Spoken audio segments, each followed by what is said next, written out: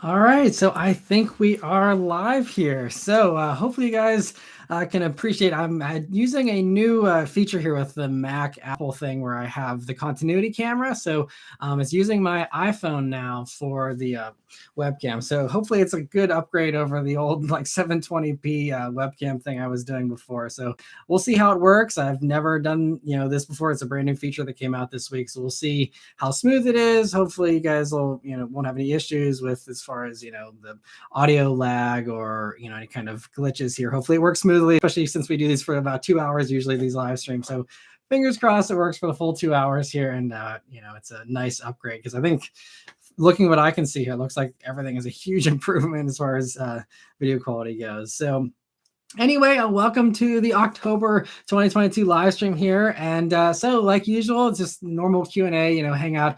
We're going to just, answer any questions you guys have and just kind of talk cars and just, hang out here. Hope you guys are having a good Halloween weekend so far. And so like usual, in all these live streams that I do here, I'm going to give priority answering to anyone who does a super chat or a super thanks comment, or anyone who's a member of the channel as well. They get priority answering here in the live streams as well. And I believe if you are planning on asking a lot of questions, the join thing probably is going to be a better value for you. And I think there's a join button here on the live stream page if you want to join that way. But I see we already have a bunch of people that are hanging out here. So first off, I want to give a huge thank you to Dom for being a member here for 7 months. Thank you so much for joining the live stream and for your support as well. I really appreciate it. And yeah, we've been doing well. The family's been doing well too. So thanks. Hopefully you've been doing well as well. I believe you said you were in Florida, so hopefully you were okay with the hurricanes and all that. But glad to see that there's some slow recovery, and hopefully that has all kind of started to improve a little bit. And I see we also have Tu Chang here joining in the live stream. Thank you so much for joining, and thanks again for being a member too. I really appreciate it. All right, so first questions here. I see we got a couple of different questions. So Ryan says, hi Matt, been a long time fan. I recently got a BMW M2 comp. Congrats, that's awesome. Previously being a Mustang owner, I'm happy with the change. Have you driven the F87 platform before? I drove the original version of the M2, which was, the manual, and I believe it was a 2017 or something. So I did a review way back then when they first came out. And so it was really impressive. You can obviously go watch the review if you're curious about all my thoughts on the regular M2. Unfortunately, I haven't done the competition version, which I know is different engine and a bunch of better improvements. But I really love the M2. I think if I were to go buy a BMW, that would certainly be the one I would buy, and probably the only one I would want currently. So yeah, great little car. I'm sure the competition just makes it even better. So congrats on that. And hopefully it's a nice switch for you going from a Mustang a little bit bigger and chunkier to the M2. They're really fun little cars. I see Dom says he's now in Hawaii. My bad, but I appreciate you joining from Hawaii. That's awesome, and I'm very jealous of your weather. We have the beautiful leaves here in the fall in Pittsburgh, but I've always wanted to go to Hawaii. I'm sure it's an amazing place. Brandon's asking, what are you driving now? So I always have my 2019 Mustang Bullet, but this week's press vehicle is a 2023 Cadillac Escalade V. So the Escalade V is hilarious. I already did a review on it back at the media launch event, but that was the long wheelbase version. This time they sent me the short wheelbase, and I also like doing the week-long kind of loans instead of just the one day for the media launch. So spending a week with the Escalade V is hilarious. It's like my dream family vehicle, honestly, and it's insane amounts of power. It's just so hilariously loud too. It's honestly, I think it might be too loud for the buyer of that vehicle, because like I tried to find a way to do a quiet start, and there's like no way that I could see to do a quiet start. So I almost feel bad for my neighbors, because this thing like screams when it starts up. It's the loudest startup I think in that I've ever remember having for a press vehicle. I mean, it is loud when you start it up. It's wild. And it's also so funny how it crackles and pops. Is hilarious because my wife Beth is almost like borderline embarrassed because we're like rolling through a nice part of town, and this Escalade, which looks super fancy and expensive, is crackling and popping like crazy. And it just kind of a mismatch as far as the sound and the attitude of it compared to the look of an Escalade. But I absolutely love it. I think it's amazing. And Yeah, definitely a dream family vehicle for sure. Brandon, or we also, I see we have Justin saying, "Hey Matt, thanks for joining." Justin, thank you so much for being a member. And Raphael, thank you for joining as well. He said, "I had hoped that seeing a new BMW in person would change my mind. Nope, still not liking the beaver teeth." Yeah, I still am not really into the new BMW front ends either. I mean, well, as every new BMW comes out, they get worse and worse with the styling, like that XM. I know some people said it's not that bad, but I don't know. You couldn't pay me to be driving one of those things, I think. Yeah, I mean, I think, over the past year, the M3 has slowly gotten less offensive as far as the styling. I think in black, where you can kind of hide the grill, I think a black M3, is something that if I must have a brand new manual rear-wheel drive sports sedan, from a luxury brand, and I didn't want a Cadillac CT4V or CT5V Blackwing for some reason, I could see, potentially having the beaver teeth not be a deal breaker if I could get a black M3. But aside from that, yeah, it's still just, I don't know. I don't know who's, the people designing these new BMWs, they can't be getting a lot of good feedback. I don't know what the deal is there with that. But anyway, and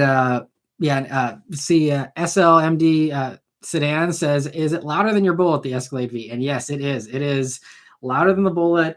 Even in because I mean, the Bullet has a quiet mode to start it up, which is really nice. But even in like the normal startup mode, Escalade V is way louder because it like revs whenever you start it up. And the Bullet, does like a normal, startup, but it doesn't like the Escalade is like actually programmed to like rev when you start it up.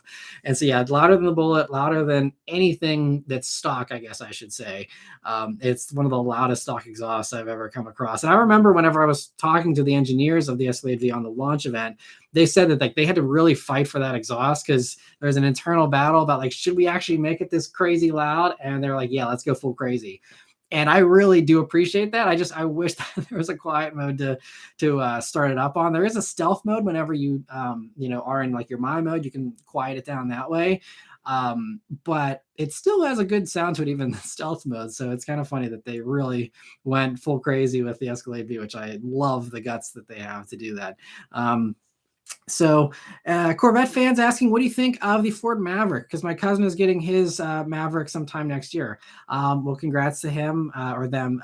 And as far as the Maverick goes, I did a full review on one, so you can go watch that for all of my in-depth thoughts. Beth and I did an interior review on it as well. But I think it's a great little truck, especially if you get one of the cheaper ones. I think that's where the real value is going for the front-wheel drive hybrid. You get a phenomenal little vehicle for the money. Great fuel economy. And it's just a really nice vehicle, again, for that price point, of something that's priced like a Corolla, and to have, the extra space and everything. It's I think one of the best values out there right now. If you're okay with front wheel drive, getting that little Maverick, they're amazing little things. And two says, Matt, what's up with your recent unexplained love of an EV Beetle? Is it because you missed your white Beetle Power Wheels when you were 4? Did not have a Power Wheels, actually, Beetle or otherwise. I was not lucky enough to have a Power Wheels as a kid. But yeah, no, I think, so my parents did have a Beetle growing up, the new Beetle. It was like a 2001. So maybe it's a little bit of that. I don't know. I think I love retro stuff. And so anytime a car company tries to do something retro, like the Beetle, it's going to pull at my heartstrings a little bit. And especially the way they especially in the second generation, they did a lot of retro stuff where you had the dog dish hubcaps and stuff. And I don't know. I just really always liked the Beetle. I don't know why. It's just probably a weird thing. But I just think the Beetle also would be a really great little affordable electric vehicle as well. If they actually keep it small and they keep it, two-door and all that kind of stuff, I think it could be really cool, especially if they made it rear-wheel drive like the original Beetle on the MEB platform. You could do that. I think it could be a really cool little thing and finally be something truly cheap, in the EV world. I think that'd be great. But anyway, and Rafi, thank you so much for joining as well in the live stream. Thank you for being a member as well. And Luco, first super chat here of the live stream. Thank you so much, Luke, for the super chat. He says, I'm considering getting a used 2018 to 2020 Honda Accord 2.0T 6-speed manual, a good happy medium, not overkill power, but roomy and decent fun. Yeah, those are great. I unfortunately never had a chance to drive the manual. I think Dom actually either has one or had one, and he offered his a long time ago, and I just never was able to, get to, either Florida or now Hawaii to review it, unfortunately. But yeah, they seem great. I always was excited about them. I reviewed the 1.5T manual, and that was awesome. I mean, it wasn't the best manual. It had some rev hang and stuff, but it's a manual again in the Accord, which is awesome. And I think the only thing with the 2.0T that I've seen online is a lot of people said that it's, not the best as far as putting the power down, and so I think they could certainly use an LSD if you, were into modding it. I'd say probably a perfect Accord 2.0T manual would be one with an LSD, and then it would be amazing. I think they're amazing as is, but I think the LSD would certainly help. So you're not shredding tires. I remember, I think, reading that a lot of people are going through front tires really fast on those. So just be warned of that. But otherwise, yeah, I think it's awesome. They offered it with the manual for a few years there. It was really cool. I wish they still, kept it around, but unfortunately, we'll see what they do with the next generation here. They're saying it's going to be more exciting and stuff. So maybe they'll bring back the manual, but I wouldn't hold your breath for that. And so other questions here. Fastline says, I wish you could review a 2022 Tesla Model X Plaid or Model 3 Performance. I did do a Model 3 Performance several years ago. It was actually Sophian's from Redline Reviews back when he had one. I did do a Model 3. They've done a few little changes since, but it's still the same car basically. So you can definitely watch that video if you're curious. I believe it was a 2018 or something that I did. And then Model X Plaid would be amazing. But yeah, I haven't had anyone offer one of those. And yeah, I'm sure it'd be amazing. I mean, I did the Model S, P100D, which, was already pretty wild and crazy on its own. So I can't imagine the Plaid. I'm sure it's just wild. And Dom says the Accord needs an LSD, and yeah, the rev hang and stuff. But hopefully you enjoyed yours, Dom. I don't know if you still have it, but hopefully it's treating you well if you do. And other questions here. The Weekend Driver says, how do you plan to grow your channel? So I kind of touched on this with a few of my community posts I've been posting in the past 2 weeks or so, if you caught those. But I think, going forward, I'm planning on being more picky with the press vehicles that I take and the press launches I go on, and just trying to focus on making some gaps in my schedule so that I have time to go film some privately owned vehicles that have been offered to me, as well as just going back to dealerships and reviewing some of the used performance stuff, which is really how I, kind of started the channel and the roots of the channel. So I think that's kind of the plan going into next year, because I've kind of realized that I can't compete anymore really with a lot of the channels that have been growing faster, honestly. So instead of trying to, follow along and do all the same stuff they are, I think trying to swerve in the other direction and do something that no one else is really doing, and getting back to, again, I think where a lot of you subscribed was back when you saw, me reviewing something that was older, and back when I did those used car reviews. And so I think that will help appeal to the subscribers and might not grow the channel in the right way, as far as, there's only so many used performance vehicles I can do before I run out of cars to film, basically. But I think getting back to that kind of stuff is really going to help engage my current subscribers, because, I have 440,000 subscribers, and yet I struggle to get 10,000 views on a review half the time. So, clearly there's a disconnect between what my subscribers want to see and what I'm putting out. And so I need to just, kind of optimize that first before I even bother about trying to grow subscribers. And I will still do that with some of the new car reviews that I will continue to do. And the new car stuff, it's so hard to predict what is going to help grow the channel, because there was stuff that I thought would be a home run, like the GR Corolla, which ended up getting like 18,000 views. And then there's stuff that I thought no one would give a crap about me reviewing, like the Toyota Sequoia, which is now the most watched review I put out this year with like 140,000 views or something like that. So it's so hard to predict. Like I thought the CRV hybrid video would totally bomb, and it's started out slowly, but strangely, it's continued to like get strong views here over the past couple of weeks. And now that's gotten more views than like my RCF review that I posted a few weeks ago, and like the Mach-E GT, which is like something fast and exciting. Nope, CRV hybrid's doing better. So it's so unpredictable that it's honestly just a complete crapshoot as far as just throwing stuff out there and seeing what happens. I wish that it was more predictable, but it seems like the reviews that I put the most effort and excitement into are actually the ones that do the worst, strangely enough. And the ones I'm like, oh, no one's going to watch this. Those are the ones everyone watches. So it's YouTube is still a guessing game. I wish I had it figured out like some of these other YouTubers do, but unfortunately it's still a total guessing game for my channel, unfortunately.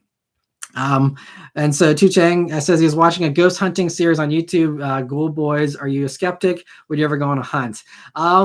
Ghost hunting sounds fun to me. I kind of, I guess I believe in ghosts. Yeah, I think that there's totally a possibility that stuff like that is legit. Obviously, there's a lot of stuff that is fake and played up, especially the reality TV shows and everything. But I certainly think that there's some legitimacy there potentially for sure. So it'd be fun to do something like that. I know there's been like the like abandoned like prisons and stuff you could like tour and stuff like that could be kind of fun around Halloween.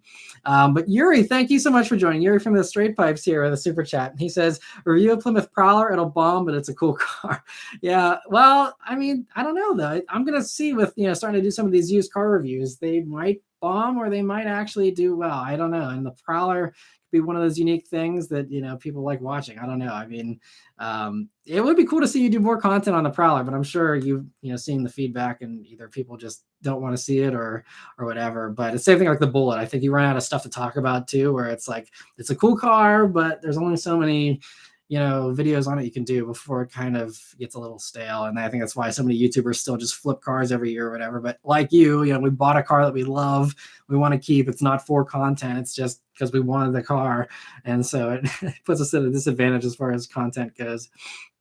But thank you so much for the super chat and for joining, Yuri. I really appreciate it. Hopefully you're having a good Halloween weekend as well.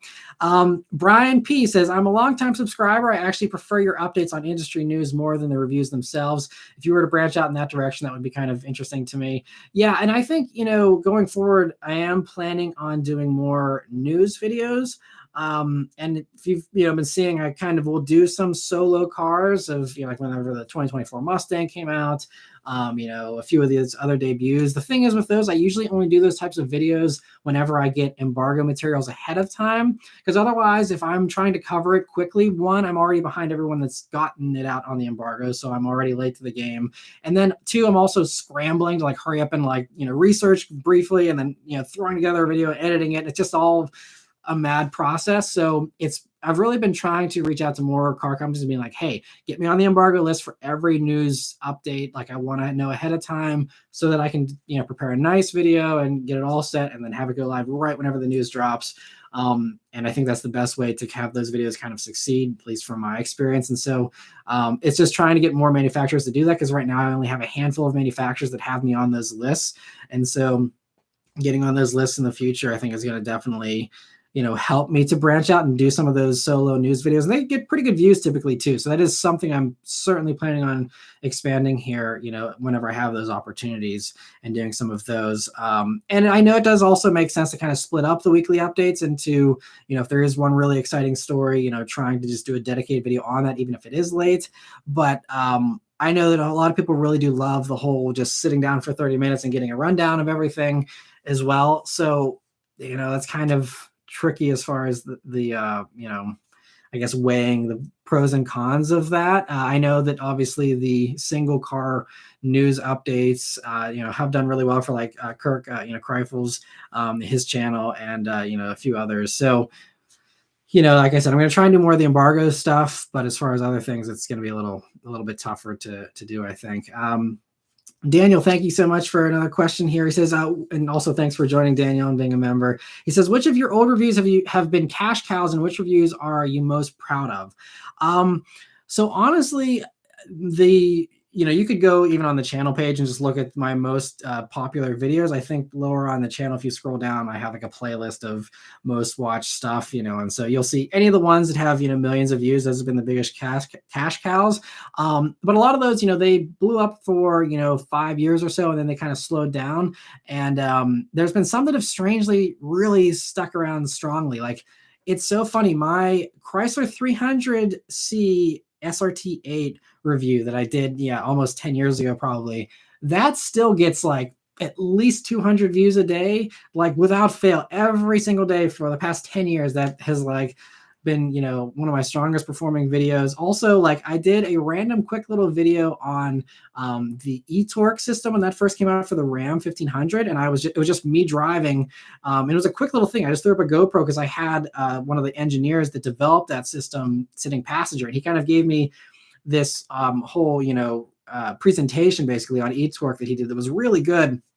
So I just decided to record it and drive, and that has now gotten over 400,000 views. And that's another one where like 400,000 views isn't like crazy, because I have other reviews that have gotten, a couple, a million views or more, but that one just like consistently, I don't know, just the ad rates on that one are always good, where like that makes me like $5 a day, no matter what, like just people watching that, like, and I mean, again, $5 isn't much, but it adds up, and so those are the types of videos I try and do, because if you can, slowly add these videos that make you $5 a day, you add those up, then that's how, you kind of you have a stronger base to grow with. But unfortunately, YouTube, the way they've been changing the algorithm and stuff, they just don't push the evergreen stuff as much anymore, which are, those older videos that, were very popular and people really enjoyed. They had good viewer retention and, good click-through rates and all that kind of stuff. But, some of those, just don't get pushed as much anymore.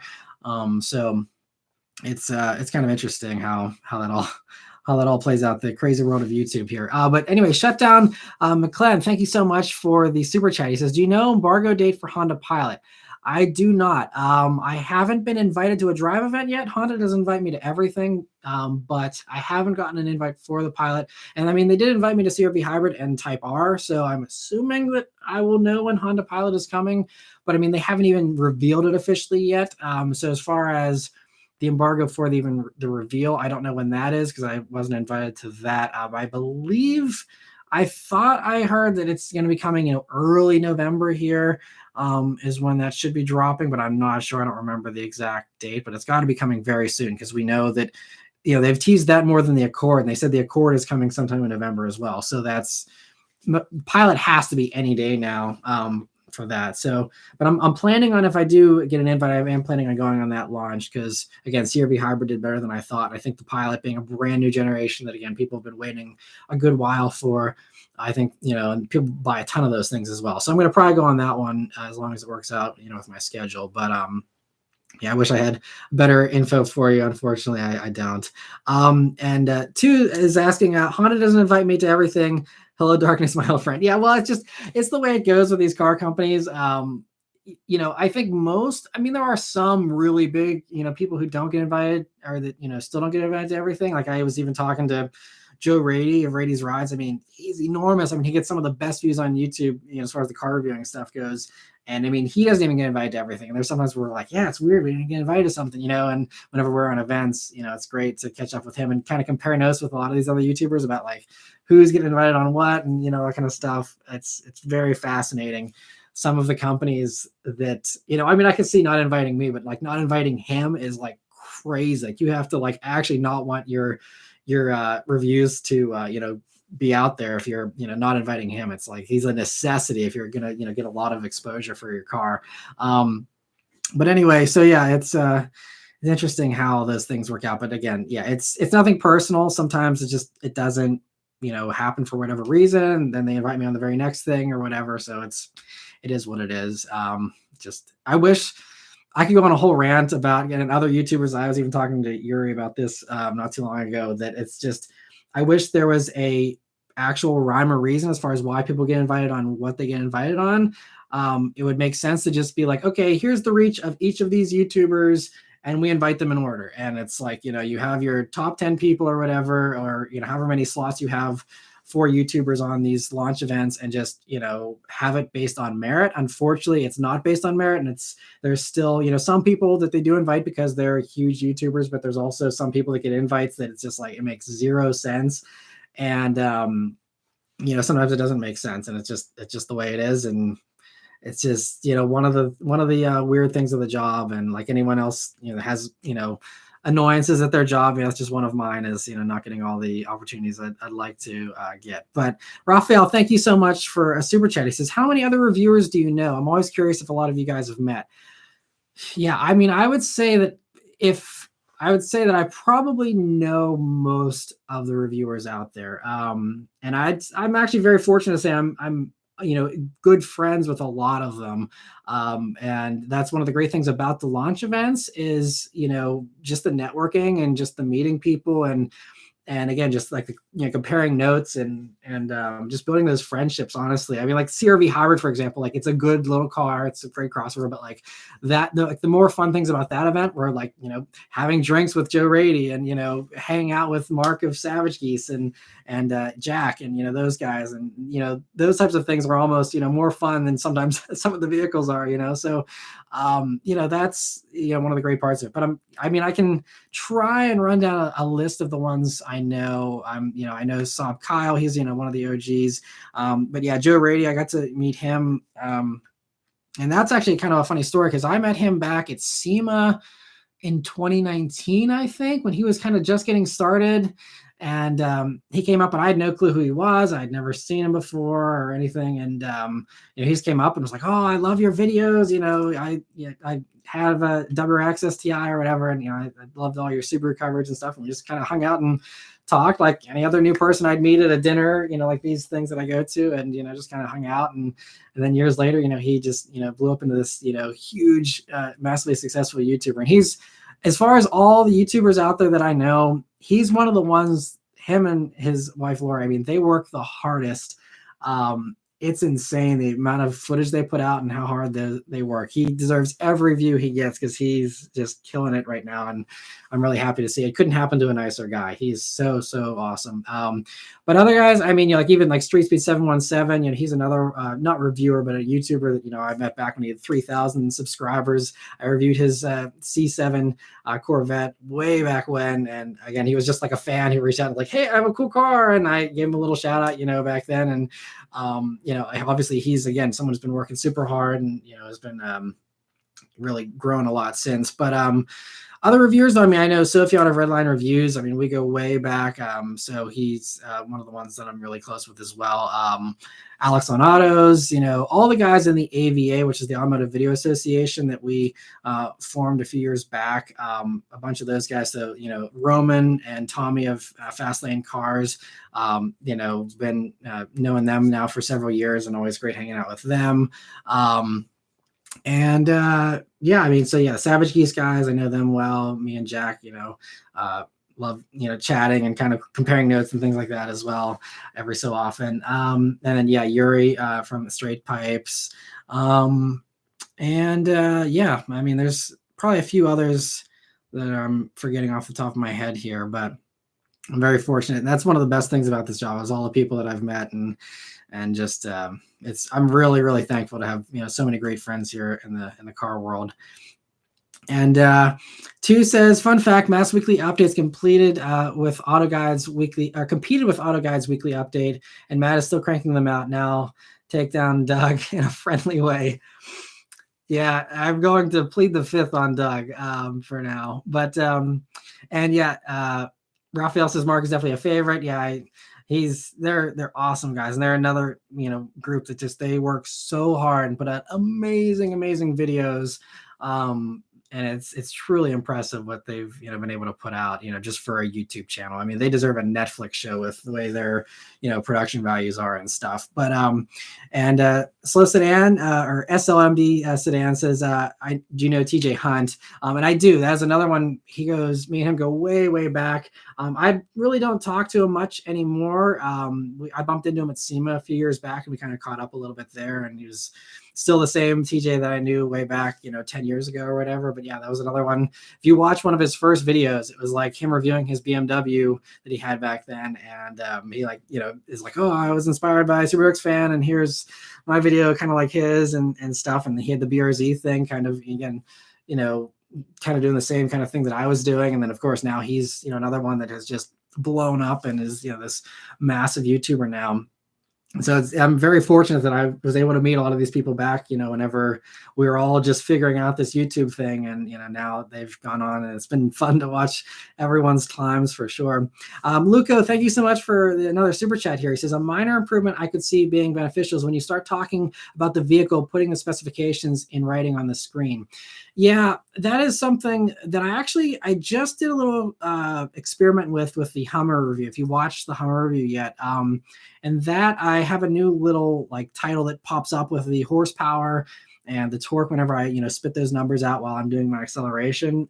So I just am trying, that a little bit. And then, but doing like a whole spec sheet, I saw some other reviewers do that. So that's something I could certainly do a little bit more of. I just need to find a graphically attractive way, to do that as far as some type of title, because I'm not good with designing stuff like that. So trying to find a good template to do for something like that is just going to be the part I'm going to have to figure out. But that is something that certainly would be valuable to do. I mean, I know I go through the specs whenever I'm talking, but I know it's nice to kind of just have a little rundown of them there. So it's something I'll definitely do, but I'm at least starting out, with the horsepower and the torque, and then the 0 to 60. I'm going to start putting those up on the screen here, at least for the performance-oriented stuff, and see how that goes. But no one actually commented on that addition in the review, so I don't know if people really cared about that being there or not. But yeah, I'm going to keep trying it out and see what happens. And so we have Josh Armour here. Thanks for joining, Josh. He says, do you think vehicle pricing will reach a breaking point? Seems like average cars are getting monthly payments as much as a mortgage. Yeah. So, I mean, who knows what the future holds, but I think that pricing will reach a breaking point, at least used car pricing. I've been reading that repos are way up already this year. And that just makes sense, right? With everyone taking out these massive loans, chances are some of those people can't actually afford those massive loans, especially with everything else, wage-wise, not keeping up with inflation and everything. And so I think that you will see used vehicles drop. If nothing else, they will drop because it seems like new car inventory for most manufacturers should be back to normal by this time next year. So if you finally have lots flooded with new cars again, about 12 months from now, that's going to help bring down the used stuff as well. Plus, if there's repossessions and people that are all of a sudden upside down on their car loans because they paid way too much for their used or new cars, over the past 2 years here, I think the used market is definitely going to crumble because it's still just in this bubble. It should not be, most of these cars should not be as expensive as they are. And it's going to correct itself. I mean, the only ways that it wouldn't are if, we go into World War III or something like that, and they shut down new car production altogether, or, chip making goes down completely because Taiwan ends up getting invaded or something. Then I could see, us going into a Cuba type situation for a few years where, there are no new cars, just like in World War II, from 1941 to 45, they didn't build anything. And so guess what? Those used vehicles, everyone kept those things running, and they obviously, held a higher price tag for those years. So, I mean, obviously that's an extreme case, but, if something like that were to happen, I think that's the only way that used car pricing will stay high beyond like this time next year. Other than that, I think 100% this time next year, you will start to see used car pricing tumbling fast. That's my take. Could be totally wrong, but personally, I would not buy. If you can avoid it, don't buy a car in the next year, which I know is bad to say as someone who's doing car reviews for people, hopefully researching cars to buy. But I mean, if you're buying something new and you buy it at MSRP, you're not really going to get burned too much, I don't think.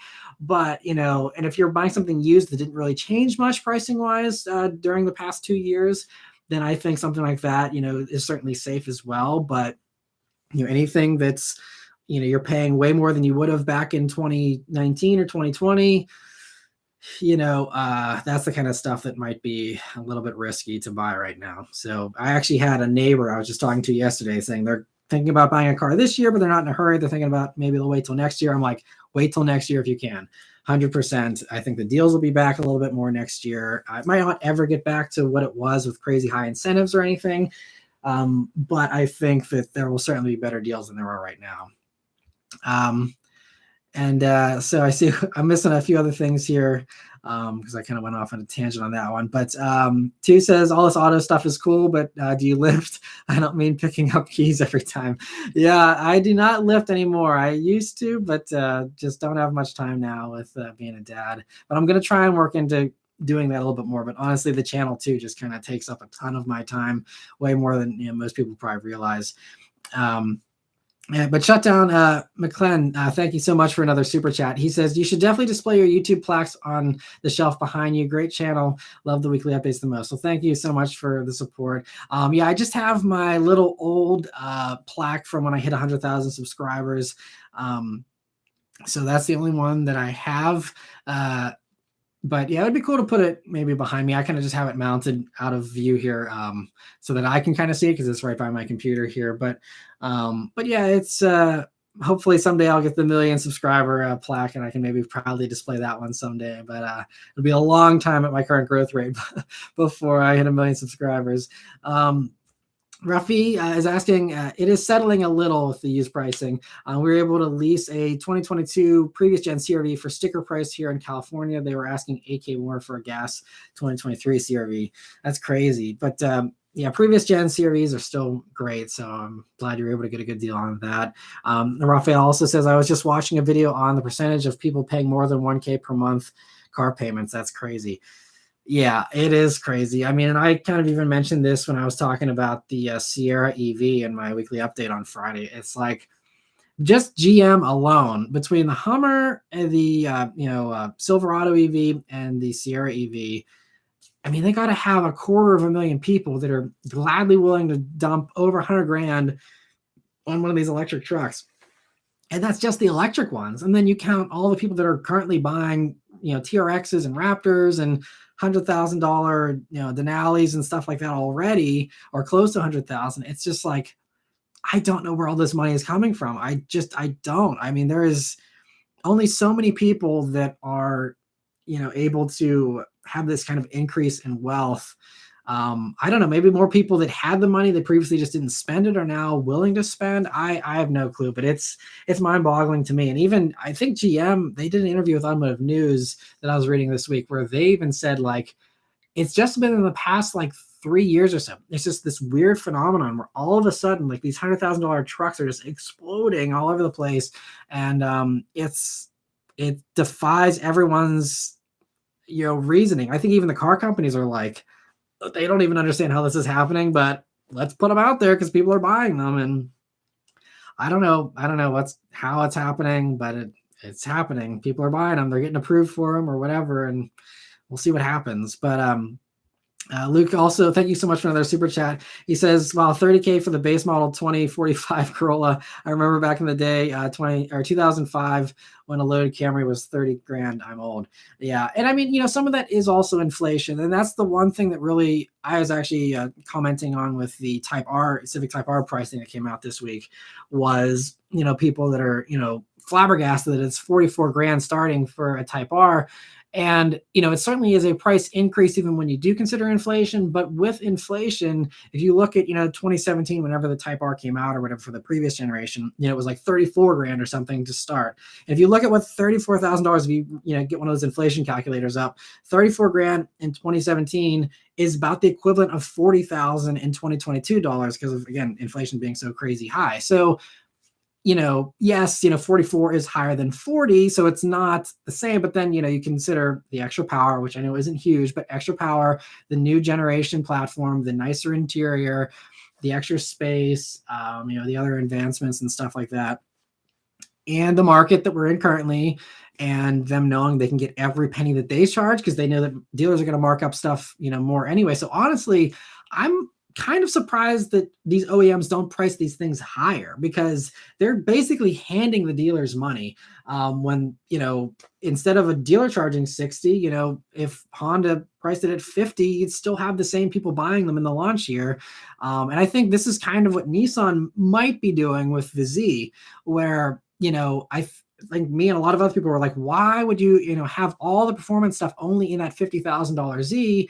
You could easily do the $40,000 base Z and put LSDs in it for even charge $2 grand for a rear LSD, which is a huge profit margin on an LSD if they were to actually do that, especially doing them in volume like they do. But if you were just to do a $42,000 Z, it would sell so much better. But guess what? Every Z is going to be sold out anyway. So it's this strategic thing. I think that at least if they were smart with the marketing, yeah, you charge 50 grand for those who have their blank checks. They're just, here you go, pay whatever for a Z. And then, get all those suckers essentially to pay the top dollar. And then, 2024 model year comes out. Oh, wow, we want to expand the appeal. So we're going to put an LSD in, and they make a $42,000 Z that is actually set up the way everyone wants one to be configured. And then ta-da, you keep that demand kind of fresh. And I think, not as far as pricing goes, but I think this is kind of the same strategy that Toyota did with the Supra. I mean, they didn't tell us that, but it's, this whole like, okay, well, we'll put it out with an automatic. They believe the automatic is the best pairing for the car. But then, they saw everyone wanted a manual. So, and they said how this and the GR86, it's the same strategy of let's keep it fresh with a new edition every single year. So you have these new special editions for the Supra and the GR86. And with the Supra, like the manual was the prime thing. And I mean, that's a little harder to do than stickers and badges on, a usual special edition, but they were able to, push through the manual, thankfully, and, again, reinvigorate the interest in the Supra. And it's smart because, again, you get all the early adopters that would blindly buy no matter what. You get them to pay top dollar, you maximize the profit there. And then whenever you actually need to sell people on a car, the people that are on the fence or the people that do care about the pricing, then you bring in the value stuff, a couple years after the hype has died down, whenever you're worried about these things sitting on lots, that's when you're like, okay, here we go. And I think that's kind of, Supras. You started to see some Supras sitting around. They weren't super hot sellers in the past year or so, possibly. And so it's like, okay, it's time now. We need to, reinvigorate Supra sales. Let's bring in the manual. And again, I don't know how they timed that. It could just be it took them, the past 3 years to figure out how to get the manual through with BMW and stuff. But, it just is, it works out, And so I think it's smart in some ways. I know it's frustrating for enthusiasts. And I know that, we all wish they would build 100,000 GR Corollas and they build 100,000 Civic Type Rs and they'd be as plentiful as, Corollas on dealer lots. But it's just, it makes sense. Performance cars have always been hard to find. They've always been, prone to markups even before all the madness of the past few years. And so I think that just kind of comes with the territory. Unfortunately, it sucks, but it is what it is. The people that, have the blank checks, they're going to get the first ones. They always do. And, eventually with patience, we will all be able to buy MSRP, versions of these vehicles at some point down the road. And even right now, if you hunt around, there are dealers that sell Type Rs at MSRP. There are, dealers selling GR Corollas at MSRP. It might be 10 dealers in the whole country. And you might have a wait list that's 100 cars long already. But if you're one of the early people on those lists and you hunt those dealers down, you're willing to do a road trip or whatever to get that car and you're willing to put that work in, then I think you can get it. I think a lot of people just call their local dealer and say, hey, can I get a Type R for MSRP? And they say, nope. And they're like, well, I can't get a Type R at MSRP. That's the end of it. And they just go online and they, rant and rave. And I think that, the people who really want it, you got to hunt it down. That's what I did with the Mach-E. The Mach-E's, they were selling for 10 grand over for a used one, 10 grand over sticker. I went out of state, hunted down a dealer that would sell me one at MSRP, and got a brand new one at MSRP. It took me 10 months of waiting and all that. The Bullet, even in 2018, there was dealers trying to charge markups on Bullets. Guess what? I drove 4 hours to a random part of Ohio in order to get my Bullet at MSRP. You just got to put in the work sometimes if you really want it. It just kind of weeds out the people that are casual shoppers that are used to having 15 different models on the lot to pick from. It weeds those people out and really boils down the people who really want it the worst and are willing to wait 3 years on a wait list in order to get one at MSRP. But it's possible. It really is possible. I truly believe that. I'm not just brushing over these markups. I hate the markups. I actually have a brother-in-law who sells cars at a dealership that does markups, and I give him crap for it. But he says people pay him and people are happy to pay him. And that's just, that's the thing is buyers enable the dealers. If everyone actually put a stand to it, you of course have a few people that have to buy because their car got totaled or it's, damaged unrepairably. But, for the most part, we could end markups if people just put their foot down, but people don't. And so it is what it is, but that's, it is the dealer's fault, but it's also kind of the consumer's fault at the same time, unfortunately. Anyway, sorry for the long rants here. Kyle, thank you so much for the super chat here. He says, I will never forget when my local Ford dealer was adding 15 grand above MSRP for Broncos last summer and 5 grand for Bronco Sports. Just stop. Yeah. Well, and the really bad thing is not only just adding it to, stuff on the lot, but like my buddy Pittsburgh Views, he documented, he actually ordered a Bronco, had the Bronco come in, and the week before it was about to arrive, they were like, by the way, if you want to take delivery of the Bronco you've waited a year for or whatever, you have to pay 10 grand over on your ordered car, which is super crappy. I mean, it's one thing if you're trying to price gouge stuff that's sitting on the lot or whatever, but someone who, you told them, okay, we're going to give you this order for MSRP or whatever, and then you change it. I guess he didn't have it in writing or whatever, or they just figured they could just, throw the contract out or whatever. But like, there's dealers, and that's not the only case of that. There's lots of dealers that do that. And that is That is really bad. I actually, the dealer that did that to him, they're local. I like swore them off. I won't take my car for service there anymore or anything. Because it is, that's truly disgusting in my opinion. But anyway, thank you so much for the super chat there. And yeah, it's terrible with the Bronco stuff. Anyway, and two says, well, I'll just go back to wagons and oxes. Matt, do you want to review my new ox buggy? I bought it for 16.5. Yeah, we'll see. I might get to that point here. I don't know. It's crazy. And Simple and Yummy says, have you ever seen a Corvette driven by someone under 40 years old? Yes, I have seen that, but it is definitely a rare sight for sure. It's so funny because I think it was whenever the C8s first came out. Beth and I were driving around, and like every time we would see one, we'd be like, yep, it's a guy with gray hair. Like every single time without fail. It's kind of funny. But there are a lot of young people, especially that drive the younger ones, I think, when they start getting more affordable, that's when you see, the younger guys in them, and especially like C6 and C5s. I see a lot of young people in those for sure. Yeah, boy, Bullworm says, I'm 22 and I wanted a Vet instead of my Mustang GT. Yeah, I mean, I think the Vets are so much fun. They're great cars, even if they have, unfortunate stereotypes, just like the Mustang. They all have their stereotypes of owners and, driving behaviors and stuff like that. But the Vets are great. We have Greg Kramer says the salesperson was 1K over, but her manager listened to the call recording and contacted us to say that we could go MSRP. It takes a little bit of time, but it was worth it. Well, that's good. I'm glad you're able to fight for MSRP there. And yeah, it's tough out there. And I know not everyone has the flexibility to, do a road trip somewhere or, do the legwork of calling, 50 different dealers. But, I just think it's possible. And I see so many comments about people complaining about markups on these rare vehicles. And it's like, it's just, that's the way it's always been for performance cars, especially. I mean, I can see it being annoying to have a markup on a Honda Pilot or something like that, but it's just supply and demand. It's that simple, and if the demand actually dropped, then you would see these dealers starting to bend over backwards again, but they don't because people pay it, so it is what it is. And so the 1K says you should go on Mr. Regular's RCR podcast. He has a new podcast studio and he's hiring a producer. I think you would enjoy a long form discussion forum where you can really dig into a topic. Yeah, that'd be great. I'm totally open to doing a podcast, guest appearance. Some people have been wanting to have me do like a podcast of the weekly update, which is something I could do. I'm so maxed out right now with, current stuff and putting out something separate like that I would have to manually monetize with finding sponsors and ads. Is just a little bit tricky, but yeah, I'd love to be, on other people's podcasts. That would be great. And yeah, if he ever invites me, I'll totally go for that. Cause yeah, as you can see, I can go on a tangent for a long time and, dig into something for sure. But I try and keep it brief here in these live streams so I can actually, answer some questions here. And Brandon says, I'm going to list my 2016 Mazda 6 with 79,000 miles on Craigslist for a straight trade for a minivan. Second kid coming at any day. Well, congrats on the incoming second kid. That's awesome.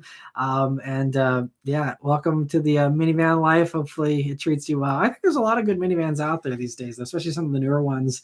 They drive really good. I just did all the recent new minivans, last year, and Kia Carnival is very impressive these days. The new Odyssey drives great. It really loves shredding the front tires, which is hilarious. That thing is more of a burnout machine than most front wheel drive performance vehicles that I get in usually. Pacifica is great though. I love the new Pacifica. Yeah, they're all pretty good. Even the Toyota Sienna, that's the slowest one of the bunch, so that's my least favorite, I think. But if you want really good fuel economy, I mean, that's a really good way to go with those new Siennas. And they're also really cool the way they set them up with the interior and stuff. So I think minivans are better than they've ever been right now. They really do a good job with them. Raphael says the tangents are what make it interesting. Okay, well, I'm glad I'm not boring you guys, so that's good. So yeah, there's lots of stuff I could rant about for a good long while. Jazzbo says, I noticed Omaze was a sponsor on your channel. Glad to see you're having sponsors.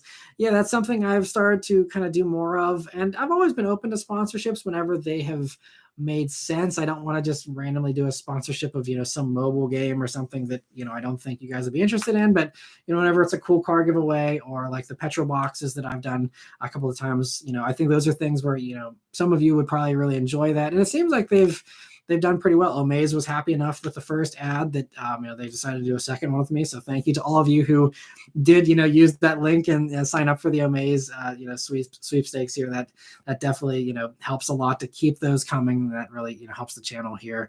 And even the petrol box, they're happy enough with, the response on the first one that they did a second ad with me. So I very much appreciate those of you who do support those sponsorships as well. I know that's extra above and beyond. So I'm not expecting, everyone to go and buy petrol boxes and sign up for Omaze sweepstakes. But those who, are interested in that, I really appreciate it. Jayon says, I forgot what minivan it was, but I saw it had a vacuum built into it. I thought that was kind of cool. Yeah, I think that's the Honda Odyssey. And I think there's a couple others that might have copied them since, but I know the Odyssey had it.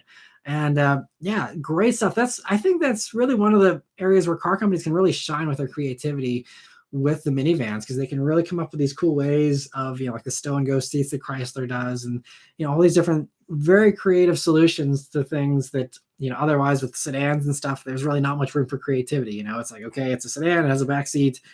What else can you really do with it? But with minivans, it's like you have all these different, possibilities and things you can do, so.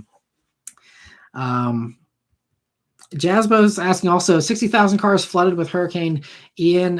What happened to those vehicles, or what happens to those vehicles? And I think a lot of them, get totaled and sent to scrap yards. And I think some of them also can, have rebuilt titles. And you see this, the flood on the Carfax there, and, they try and sell them if they're, fixable.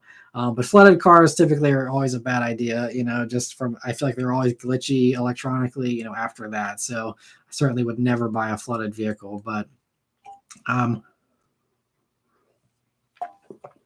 and MJ350 GT says, how reliable are Ford EcoBoosts? I heard they're falling apart, Ford vehicles. I think it depends on which EcoBoost, because, it's a whole family of engines. But I've seen that the 3.5 EcoBoost, there's been some people with like well over 100,000 miles, some even a couple 100,000 miles on those things, and they seem to be pretty solid. Again, it's anecdotal evidence. I don't have a good, accurate layout of here's everyone who bought one and how long they lasted, but it seems like those last pretty long. The 2.3 EcoBoost, like the Mustang, that one was a little more spotty with its reliability, but I think, there are some people that also have good luck with those. And the 2.0 EcoBoost seems to be pretty solid, the Fusions and stuff. So, obviously with the turbo, you have a little bit of a potential of it not, just an extra thing that can break and extra maintenance there. So it probably won't be as reliable as, some type of, Camry or something like that with a naturally aspirated engine. But I think the Ford EcoBoost motors at this point are fairly solid. But again, I'm not an expert on that, so I can't give a definitive, authoritative answer on that. And Brian P says, how's the upcoming auto show schedule going? Will you be in Chicago? I will not be at the Chicago Auto Show in February. I am going to the LA Auto Show, though, here, next month in November. And so that'll be interesting, because I haven't been to an auto show since, I guess it was maybe, 2019. I think maybe the New York Auto Show. Yeah, and I did LA Auto Show actually in 2019 as well, because I went with Lego of all companies. So that was cool.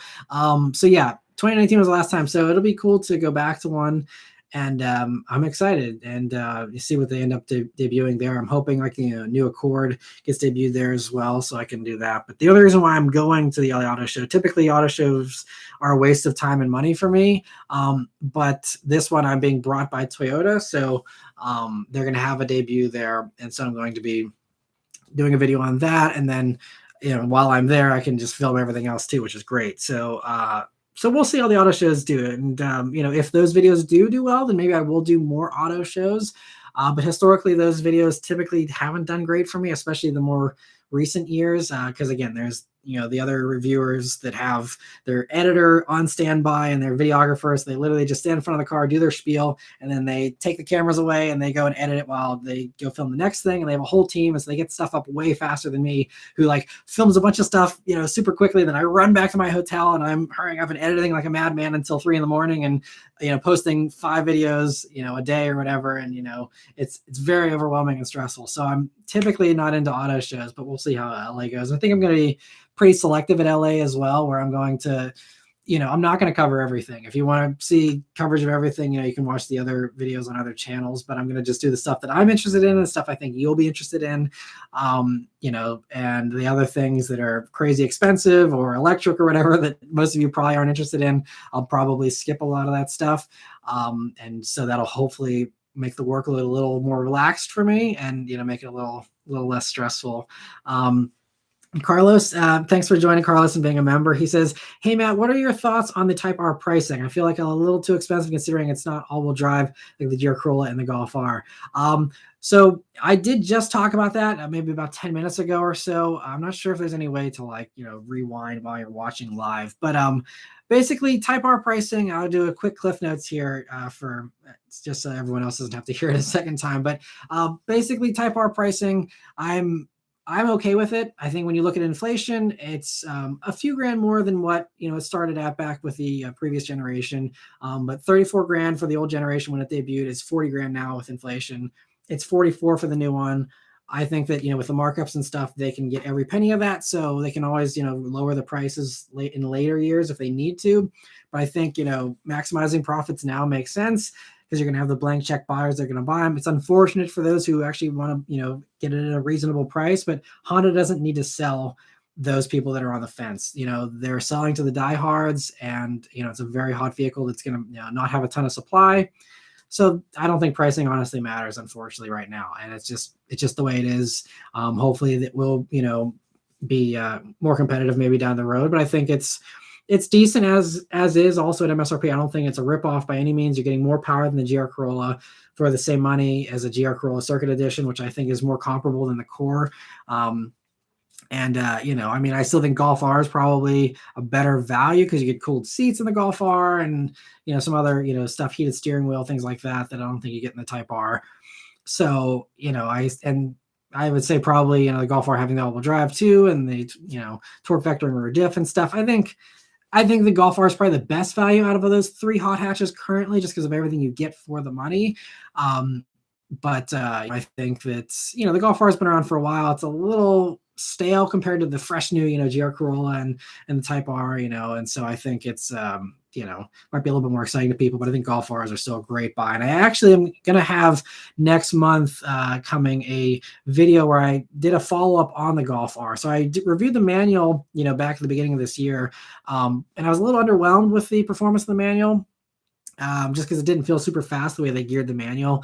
And so I wanted to try out the DSG. And so I have a buddy that offered his that also had some light mods on it. So it's one of the first modified vehicles I've done in a while. And I actually did a little bit of like an owner interview with him too, where he gives his thoughts on Volkswagen's infotainment system and what it's like to live with. And he gives his thoughts on the Golf R and what he likes and dislikes about it. And so I think it'll be a nice, insightful video for those who are, considering Golf Rs. And I'm going to time it so that I'm going to post that the week after Type R comes out with that embargo, which is November 15th, by the way. So that's going to be how I'm going to plan that, to kind of be like, hey, if you're upset about not getting a Civic Type R or a GR Corolla, there's still the Golf R as well. And here's what an owner thinks about it, and kind of giving a different perspective than just me blabbing about my own thoughts all the time. So I think that'll hopefully be a cool, different type of video. So stay tuned for that here in November as well.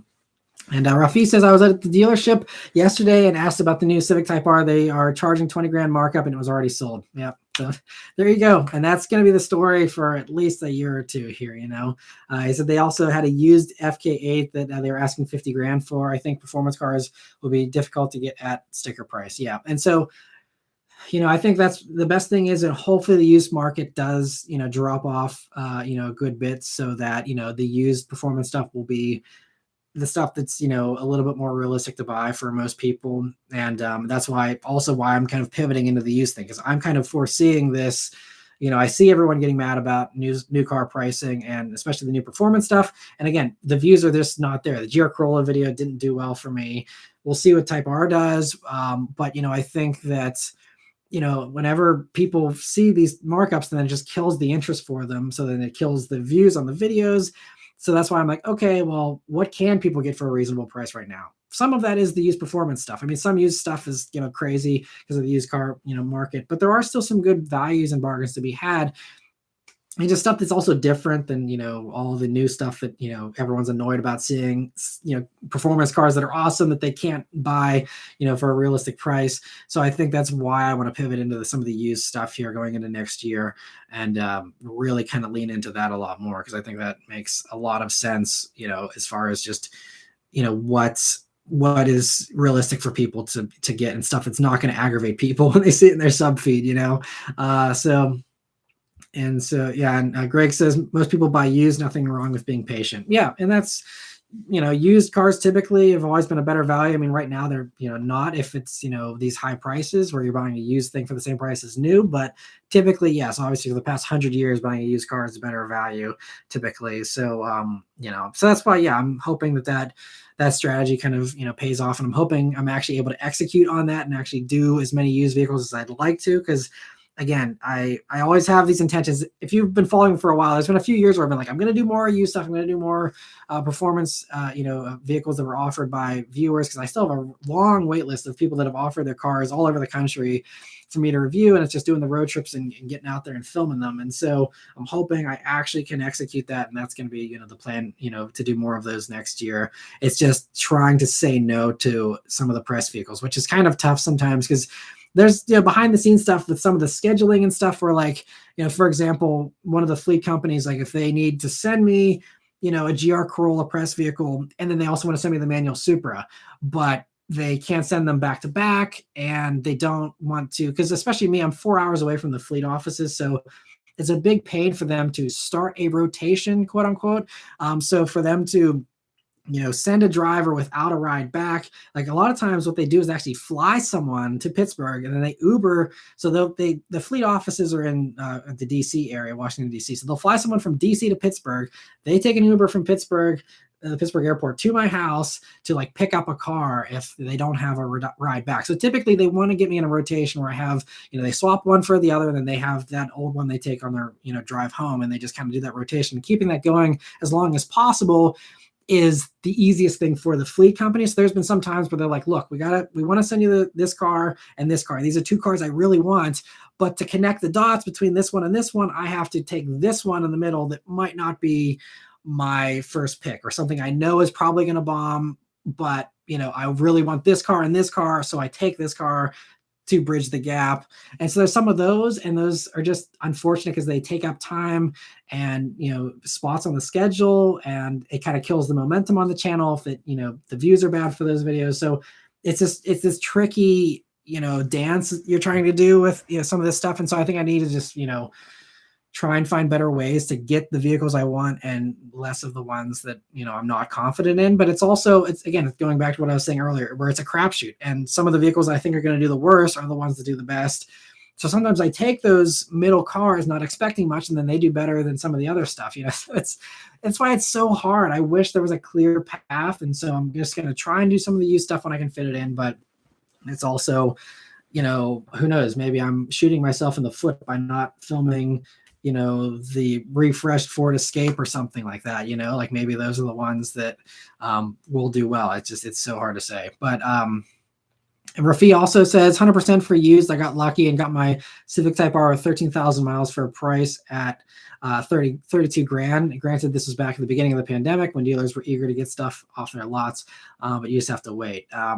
Yeah, it's just a patience thing, which I know isn't easy. I'm very impatient myself. And so when you see, the fancy new toy, I want it, and you got to pay that premium for it. It really sucks. But it's just part of the way things go. I mean, it's like, the PS5s and the Xboxes and things like that. I mean, there's tons of examples of, that's just the way things are, unfortunately. Simple and Yummy asks, have you gotten used to the new Kia logo? The logo is confusing for people that use acrylic script because it looks like it says key. My mind still hasn't adjusted to it and probably never will. Yeah, it's a little different. I'm not crazy about it. I think they could have done something a little more interesting for sure, but I can see that issue for sure. And yeah, it's, I don't really pay too much attention to it because I think for me, I don't ever need to look at the badge. So I think it's mostly confusing for people who don't know what they're looking at. For those people, being confused about, what is this logo showing me? But yeah, I think they could have done something better. I think they definitely needed a new logo because the old one was looking a little, unimpressive, but yeah, it wouldn't have been my choice. Decepticon Stinger says, what's the newest addition to your model car collection? Well, I guess the newest one actually is the little Corvette there, the C1 Corvette you're seeing there. My in-laws actually found that, I think at a Goodwill or something like that, and it was cool. And I was like, yeah, I can always put more on that shelf. I've originally, that spot, I have a Lego Aston Martin DB5, the James Bond car that I'm someday going to have free time to build and put it there, but that could be years from now. So in the meantime, putting the Corvette there is a better pick. But yeah, so that's the newest edition, and probably not going to add too many more, honestly.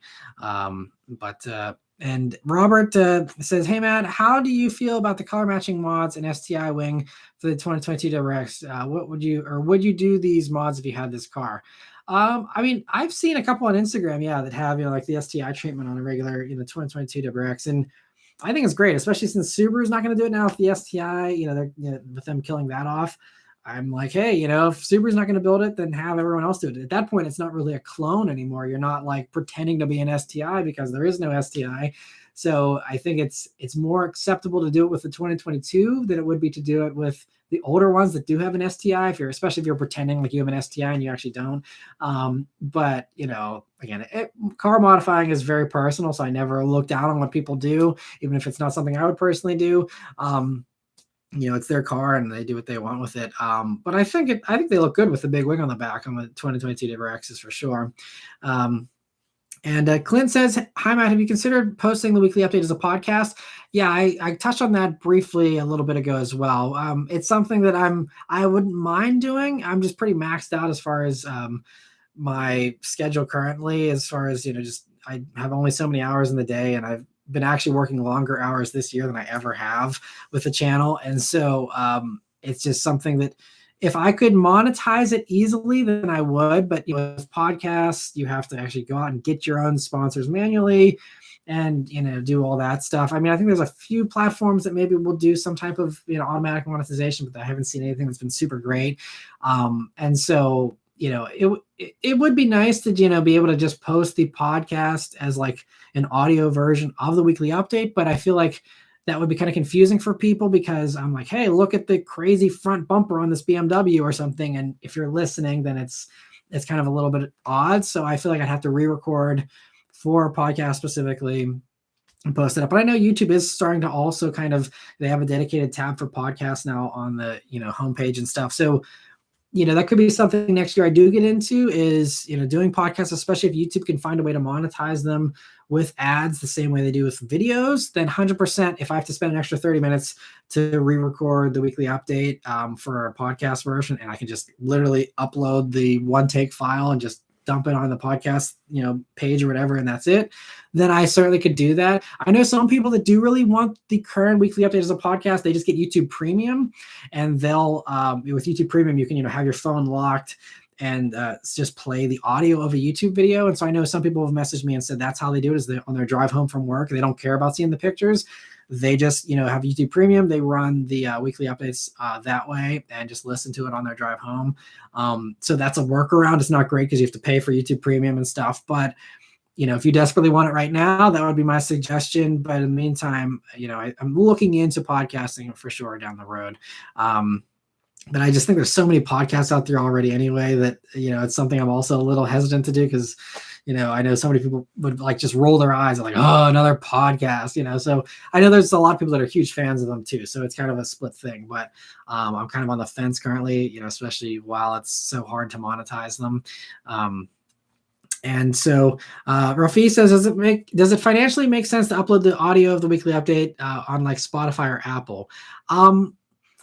If I were to just, do no extra work and just dump the audio file from the video onto Spotify and Apple, I mean, that would just, it wouldn't make me any money because, obviously it would just be something that would be free to download on those. And that could potentially take away views from the weekly update.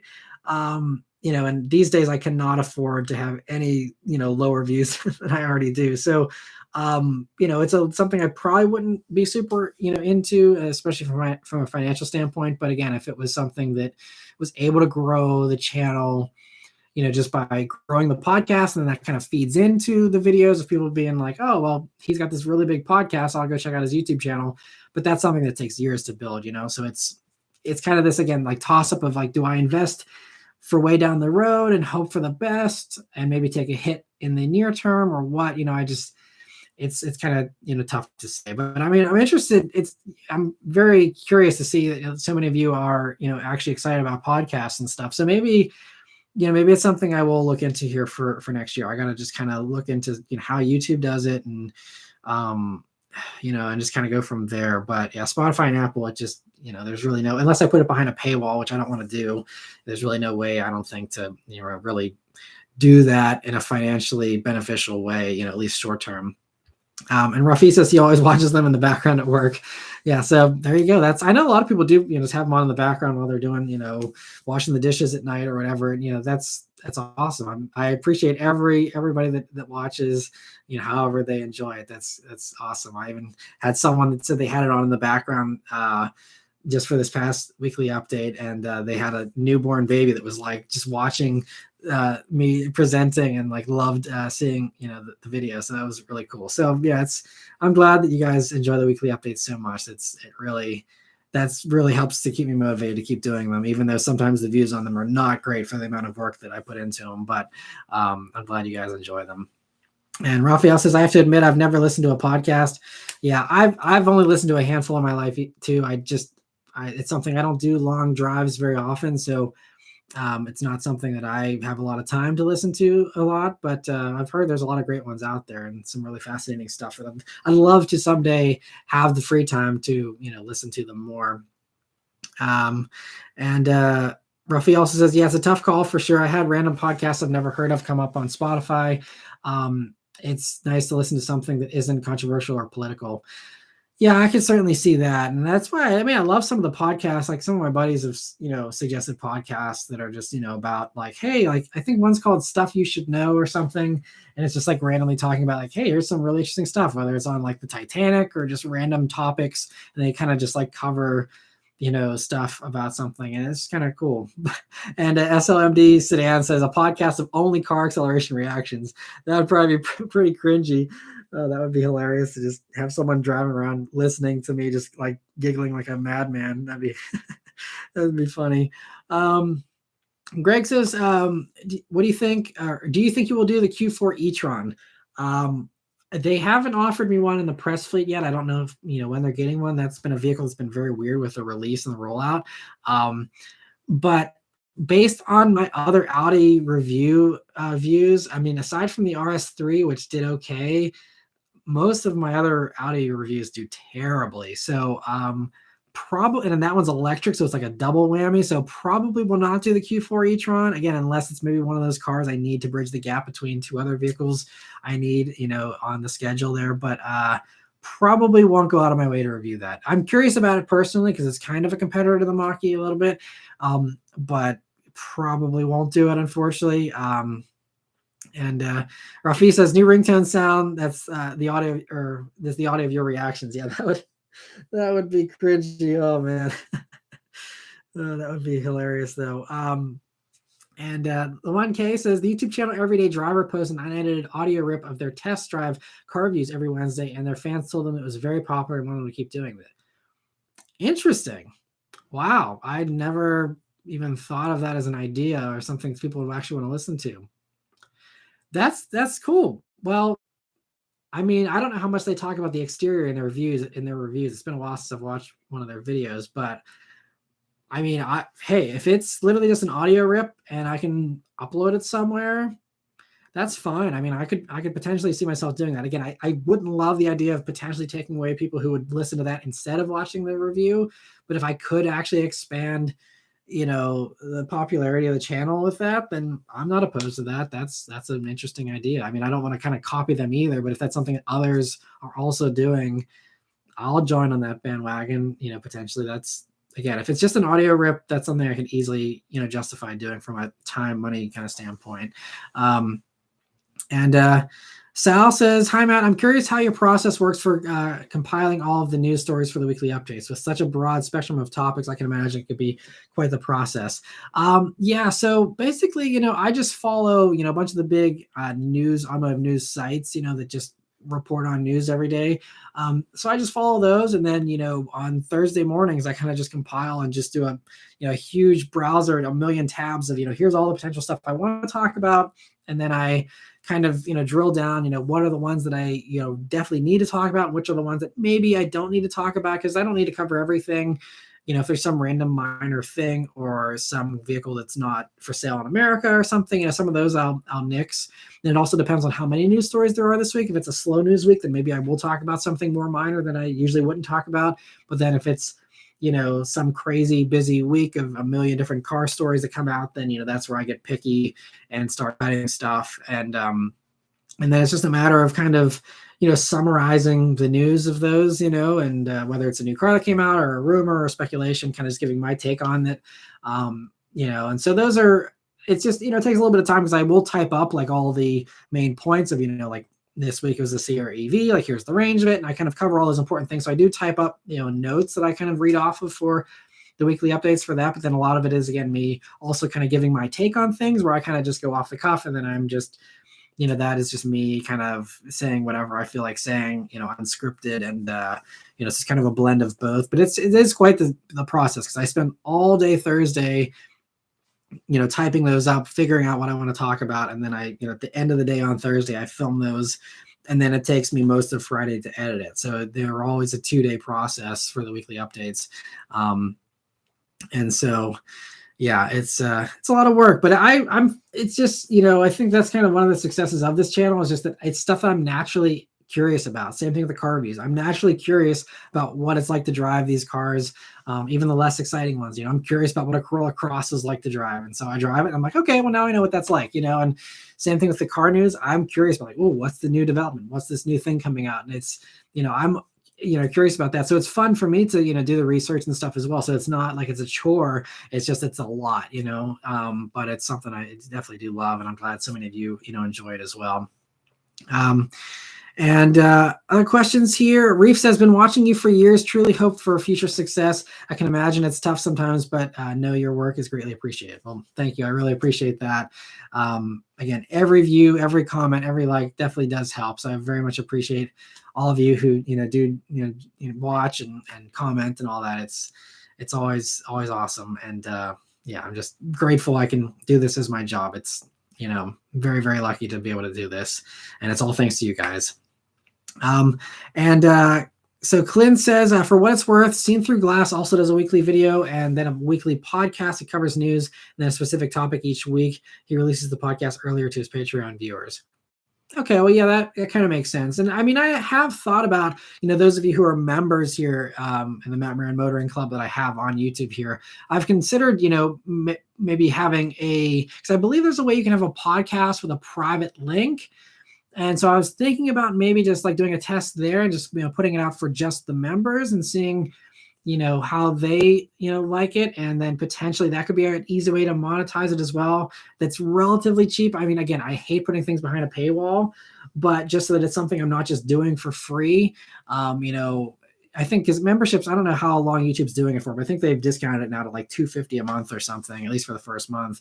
And it's like $5. So it's not crazy, but again, I don't like that idea. So I'm just like, yeah, it's tough to try and balance it. If the Patreon thing works great for a lot of people though. And, that's something that, I'm kind of trying to see how it does with the memberships. But there are some people that are members here, and I very much appreciate, many of them are here joining us today, but it hasn't like taken off or been wildly popular. So, it's not something I want to lean into too much if there's very little interest in it, So, I mean, it's up there and it's easy to do, through YouTube and stuff, but, and I enjoy it because it's kind of fun being able to post a little bit more there and kind of talking through my behind the scenes process with those of you who are members. It is definitely fun to have, that smaller group and having more interaction there and stuff. But yeah, it's interesting that others are trying out the podcast thing. So that's I very much appreciate you guys giving me all this insight, because I don't have the time to like research like who does podcasts and what they do in podcasts and what their podcasts are like. So I very much appreciate all the insight here. So thanks for that, Clint, and for the others that commented previously. And Fastline says, are you going to make any changes for next year like you normally do for the year? So yeah, I think, primarily it's going to be just, doing the used cars and the privately owned cars a little bit more. I'm also hoping it may happen before next year, but I'm going to try to switch to 4K here for the videos, sometime in the next 6 months. It could be sooner, could be later, but that's the plan. And I haven't been in a hurry to switch to 4K, just because most people, at least according to my analytics, YouTube shows me what people are watching these videos on, and most people are watching them, on their mobile devices. In most people's mobile devices, they are not going to appreciate a 4K video compared to a 1080p video. Realistically, like, it's a mental thing of like, oh, I'm watching this in 4K, but realistically, you will not notice a difference on most devices, if I went to 4K. So that's why I wasn't in a hurry. But I know that a lot of people do watch the weekly updates in 4K, on the TV or something like that. And on a TV, I know 1080p doesn't look great sometimes.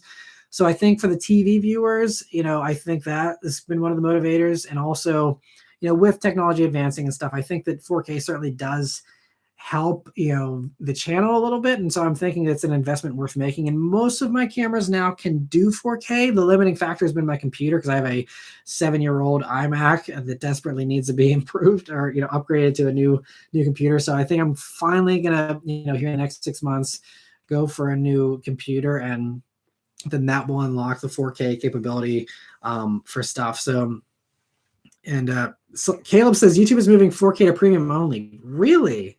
I'll have to look into that. I did not hear that. Well, if that's the case, then maybe I won't rush into 4K. That seems like a bad move by YouTube. I'll have to look into that more. But thanks for the heads up, Caleb. I'll definitely check that out. But yeah, and yeah, Greg says 1080p is fine. The 1K says, do you already have 4K capable encoding rendering hardware? GPU prices have fallen recently, so you could get a really powerful GPU upgrade to improve 4K rendering times. So my problem with the iMac, so it's just a regular 27-inch iMac I got 16 gigs of RAM, and it's got the Radeon R9, graphics card. I'm not very much into computers, so I apologize if I sound like an idiot when I talk about this, but it basically, like, even with the weekly updates, when I edit those, a lot of the footage that the manufacturers put out, whether it's their video B-roll that I use, or even some of the pictures, some of these pictures are like, 10,000, pixels wide, with the dimensions. They're like 10,000 by 5,000 or whatever. And like that in 4K video on this iMac, like, it brings it to its knees. I mean, it is like stuttering to even play back smoothly, if it even does play back smoothly. And what I've actually had to resort to doing for like some of those massive images that I get from the manufacturers is I have to then scale them down. So I have to manually scale down every single one of those images sometimes. Sometimes I can find them on other sites where they're already scaled down, and that saves me some time. But it's, like, this computer just will not do anything beyond 1080p. And even 1080p is like struggles sometimes. Like, if I do a transition in a car review from one, clip to another, like, that sometimes won't play smoothly. And actually, if you watched my Hummer review this week, where I had the animated specs that came up of, 1,000 horsepower, 1,200 pound-feet of torque and all that kind of stuff, like, that little new graphic thing that I just added, which is very minor. It's not a very demanding thing, but that, like, it could not play that back smoothly. Thankfully, it rendered it okay. It just took longer to render. But like, even just that little, like, boop, like, that makes this thing be like, oh no, what are you doing? So like, obviously it's just an old computer. So that's something I just need to, improve. So, but yeah, the 1K says Linus Tech Tips released a video discussing their 4K strategy. I'll have to check that out. Thank you for letting me know about that. Yeah, I very much appreciate it. You guys are really helping me out here in this live stream. I'm getting all kinds of great information. So thank you for this very valuable commentary here. This is awesome. And SOMD Sedan, thank you so much for the super sticker. I appreciate the hot dog emoji there. And thank you for the support. Raphael says, completely off topic, do you like Scotch or just bourbon? If so, what brand? I like Ardbeg. Ardbeg. I've never heard of that. So that's another thing I'm going to have to take notes here, all these good suggestions. I'll have to try that. So I like all kinds. I like Scotch. I like bourbon. I basically like most of that stuff. The only thing I don't really drink much of is tequila. Yeah, that, and I'm not crazy about vodka. But those are like my two that I'm like, not super into. But I mean, everything else I'm usually pretty into. Scotch, as far as brands go, I mean, with bourbon, it's easy. It's Bullet Bourbon is one of my favorites. And I like Irish whiskey, like, Canadian Club and stuff like that. And otherwise, I mean, I really like the Four Roses, bourbon that I have. That's another one that I always like. Maker's Mark is another one of my favorites. I don't really get too fancy with the Scotch.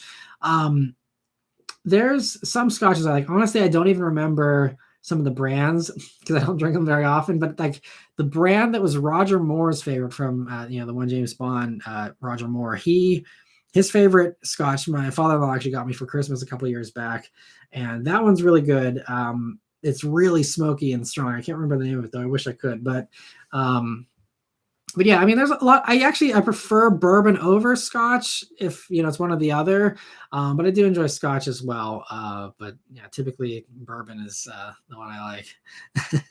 And Raphael says a Bullet, man, you win for the day. I mean, come on, it's Bullet. I have to, but no, it's actually really good.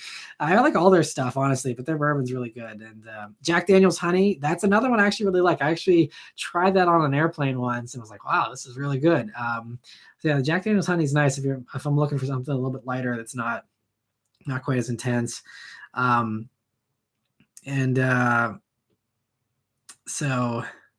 And Running Wild with Milwaukee Bucks says you don't record in 4K and upload in 4K.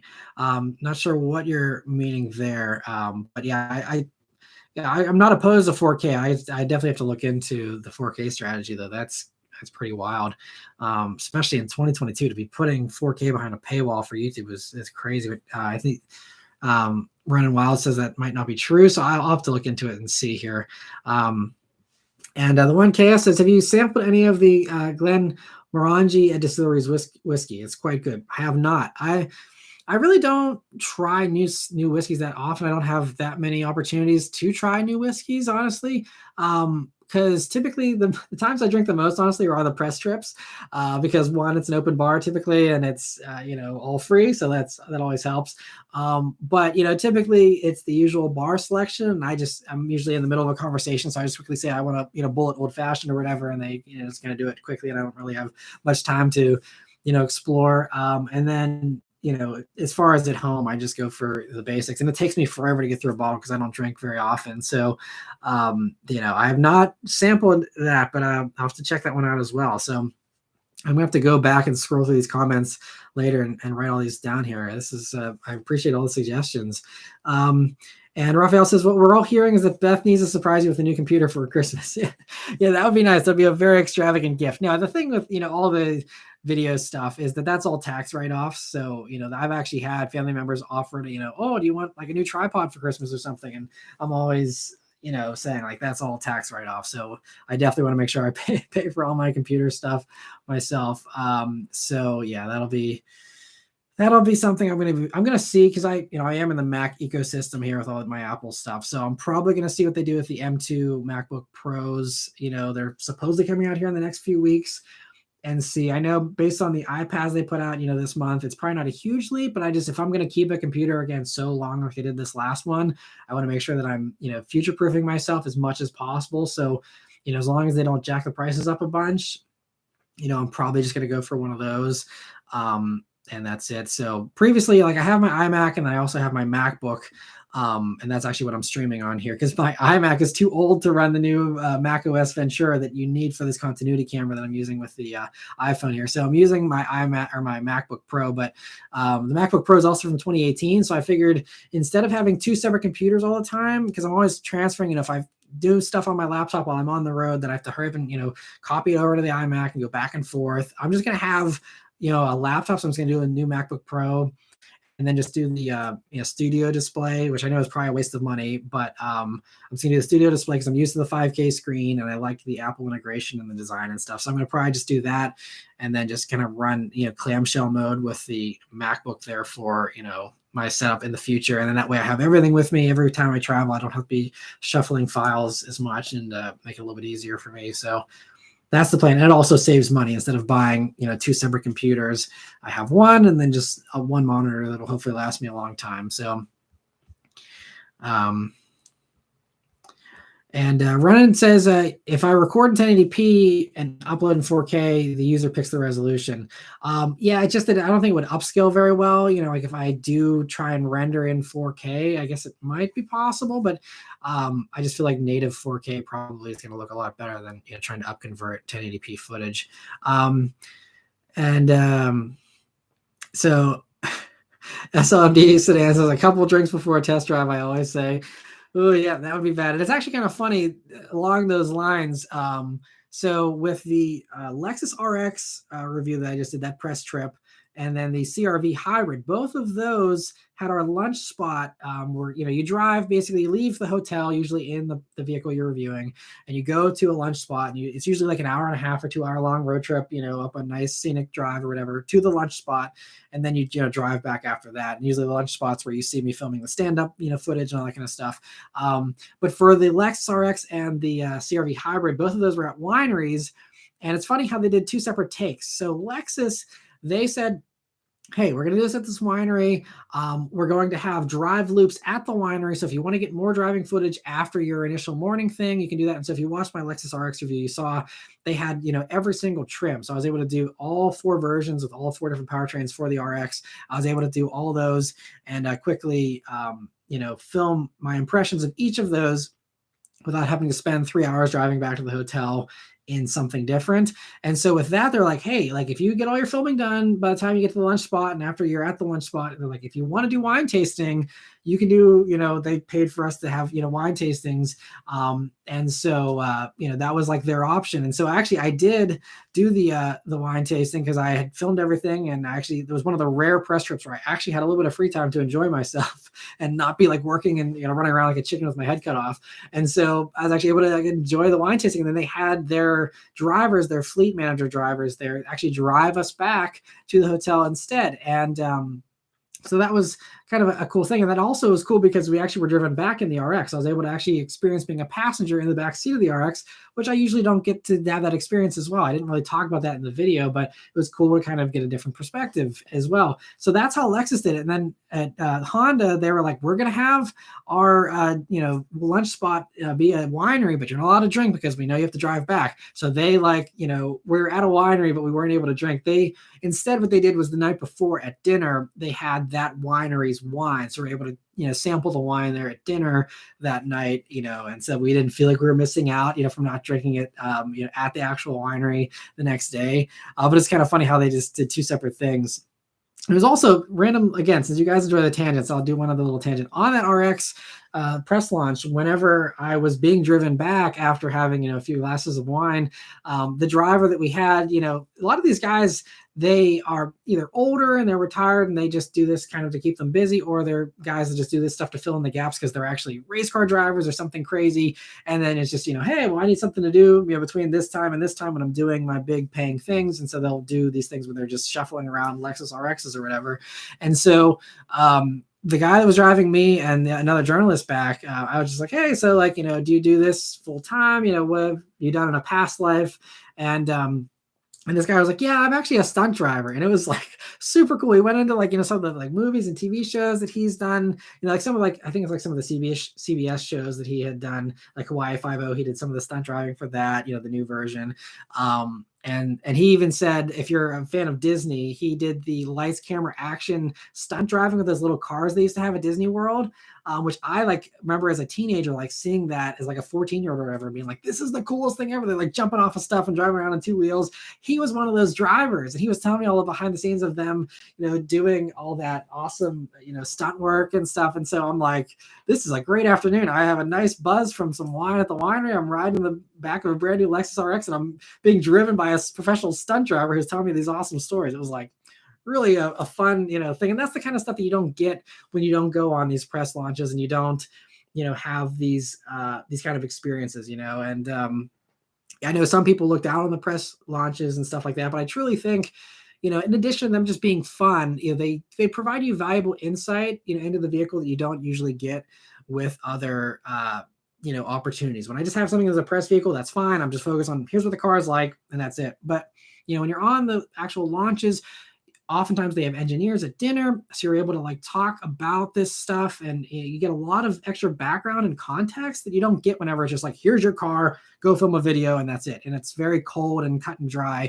I think the videos can be a lot more rich whenever you have that extra information. And like for example, when I went on the Corolla launch for the 2019, the brand new Corolla generation, I was sitting at dinner next to the chief engineer of the Corolla, a vehicle that has, he was explaining to us how he has to engineer a car for every market in the world, basically. And he has to engineer it for every type of a use, every type of case. It's just like, typically it's like, oh, we made this car for this buyer and this is what we focused on. But it's like, hearing from him, like, here's why the Corolla doesn't have this or doesn't have that, or why it does have this or that, because it's this global car and they're going to build millions of them. And when you're building millions of something, there's concessions you have to make. And those types of things really give you a lot of insights. You're like, oh, well, the Corolla doesn't have X, Y, and Z. It's crap. And it's like, there's a lot of good reasons. There's really smart people that work at these companies and making, brash generalizations or sensationalizing things like, this is so silly because this doesn't have this or whatever. Like,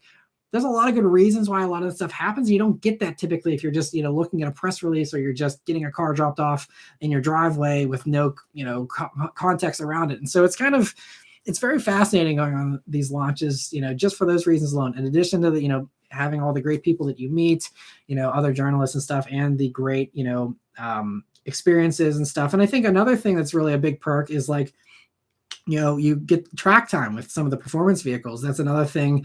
A lot of the other, stuff. I mean, some people do, some car reviewers have access to a track and they can go and do their own track time whenever they want, but I don't have that luxury.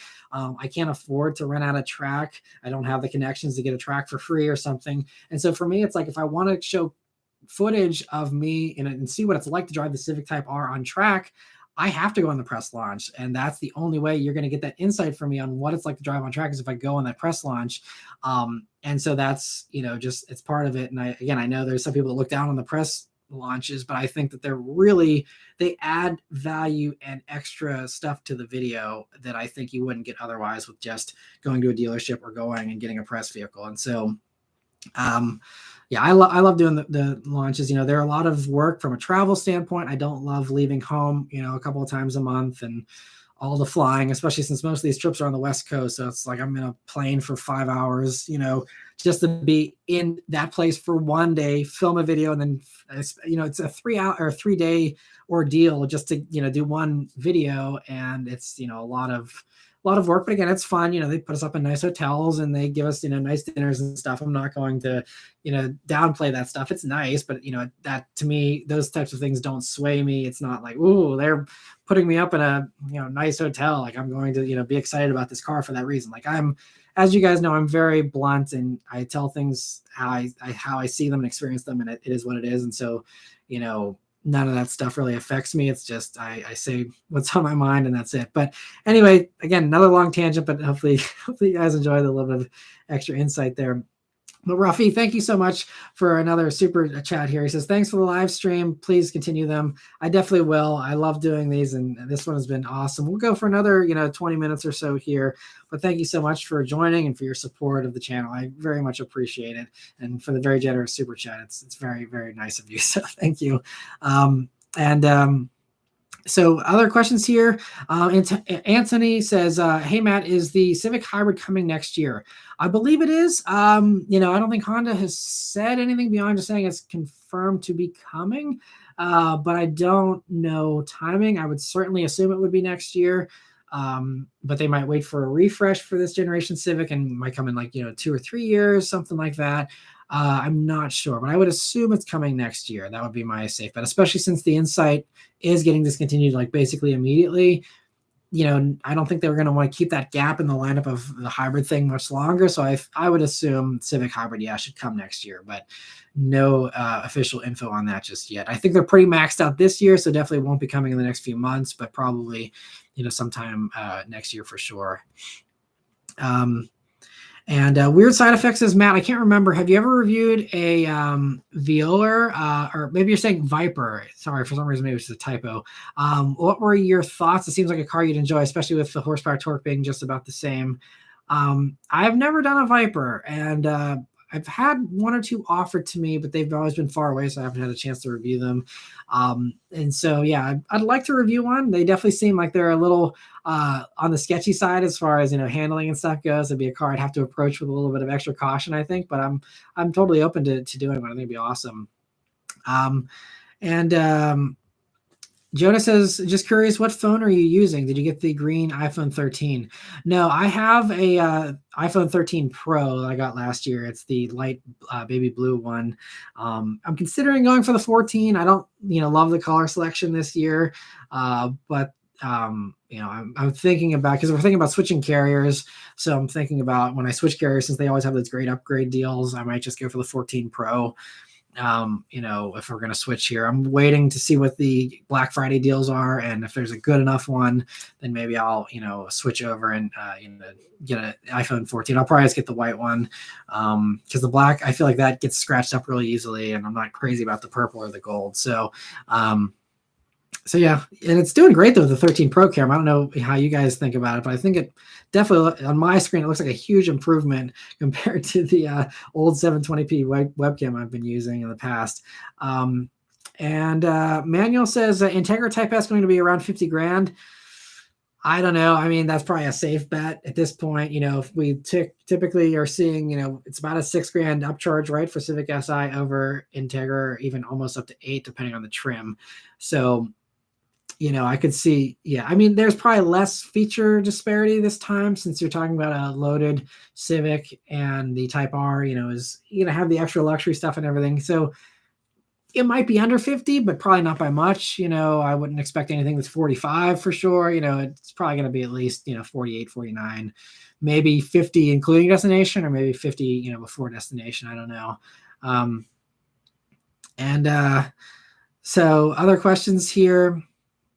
Running Wild's also talking about the 4K thing still, about the compression on YouTube. Yeah, it's definitely an uphill battle to, increase the production value on the YouTube, stuff, aside from just having like better cameras that are, different lenses and stuff that give you a higher quality look. But I'm just going to try and, make my little improvements, best I can as far as that. SLMD Sedan says, we go back to reviewing fans cars. If not, why not? No, that's definitely part of the plan, is, when I'm going to do the used stuff next year, a little bit more, I'm going to do, some of the fan cars that I can get to. This year I was planning on doing more of those, and then gas prices went through the roof. And so it's like, all right, well, if I got to pay $80 to fill up the Bullet to drive, a few hours, that kind of makes it a little more cost prohibitive than usual. So that was kind of the limiting thing this year. So I kind of stayed close, for the few that I did do. But yeah, next year I definitely want to do more fan vehicles. I have a bunch of sweet cars in places that are, only a few hours away, that I can certainly justify, paying the gas for, to go down there and do those. So I'm hoping to, again, do that more, next year. So I'm excited, because there's some really sweet stuff that people have offered me. So I'm really excited, and stuff that's, unique and different that, I'm excited to show you guys. So, so weird side effects that, the Viper, he's owned 5 Vipers and enjoyed owning all of them. If you're ever in Texas, I'd be more than willing to let you review mine. Love the channel. Thank you. I very much appreciate that. That's awesome. And that's cool. You've owned 5 of them. That's gotta be a fun ownership experience. I rode in a Viper around VIR, with an owner back probably maybe 11 or 12 years ago at this point. So it was not the latest generation of the Viper, but the one before it, the 2nd gen.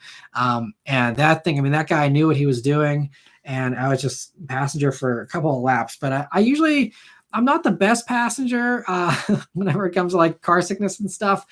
And that is obviously, I mean, he had set up for track driving with, racing tires and, tons of crazy aero, because it was an ACR and stuff. And I mean, he was going full blown in that thing. And it was, if I had to go another lap, I probably would have thrown up. I think we did 3 or 4 laps around VIR, and I mean, it was wild. But yeah, they're very impressive cars, especially if you know what you're doing. And another crazy little anecdotal story here about the Viper is, I actually rode with, I can't remember the name of the chief engineer that did the last generation Viper here, but I was on a Mopar. I can't remember which Dodge event I was on. I was on a Dodge event, and they gave us a ride in the newest gen Viper ACR, and I rode in that in the rain, and he was driving, and I can't remember.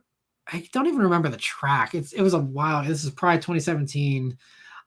But I believe I remember us hitting 180 in the rain in this Viper ACR with the chief engineer driving. So I mean, I had full confidence in them, but I mean, that was wild. So I mean, I have had so many crazy experiences in Vipers, with those couple. I mean, I'm fully convinced of their amazing capabilities for sure. And so I'm sure they're awesome. I'm just not skilled enough to skillfully drive one that fast, but I'm excited to hopefully review one someday for sure.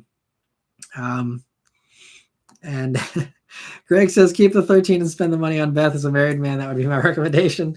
A good recommendation for sure. But I think, usually when I upgrade my phone, she upgrades hers as well. So it's kind of like a fair thing. And we both get an upgrade. And so, it's all even that way. Weird Side Effects says Ralph Giles. No, it wasn't Ralph. It wasn't Ralph. It was, I think his name was Eric, the guy that was the chief engineer for SRT at that point. I don't remember his last name though.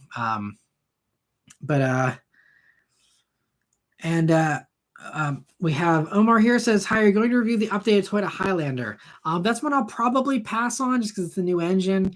It's another one of these vehicles where it might have done well on the channel views wise, but trying to, again, be more picky about what I review going forward. I've already covered the new Highlander a couple of times. Just doing the new engine, I don't know if that's going to be something that's worthwhile.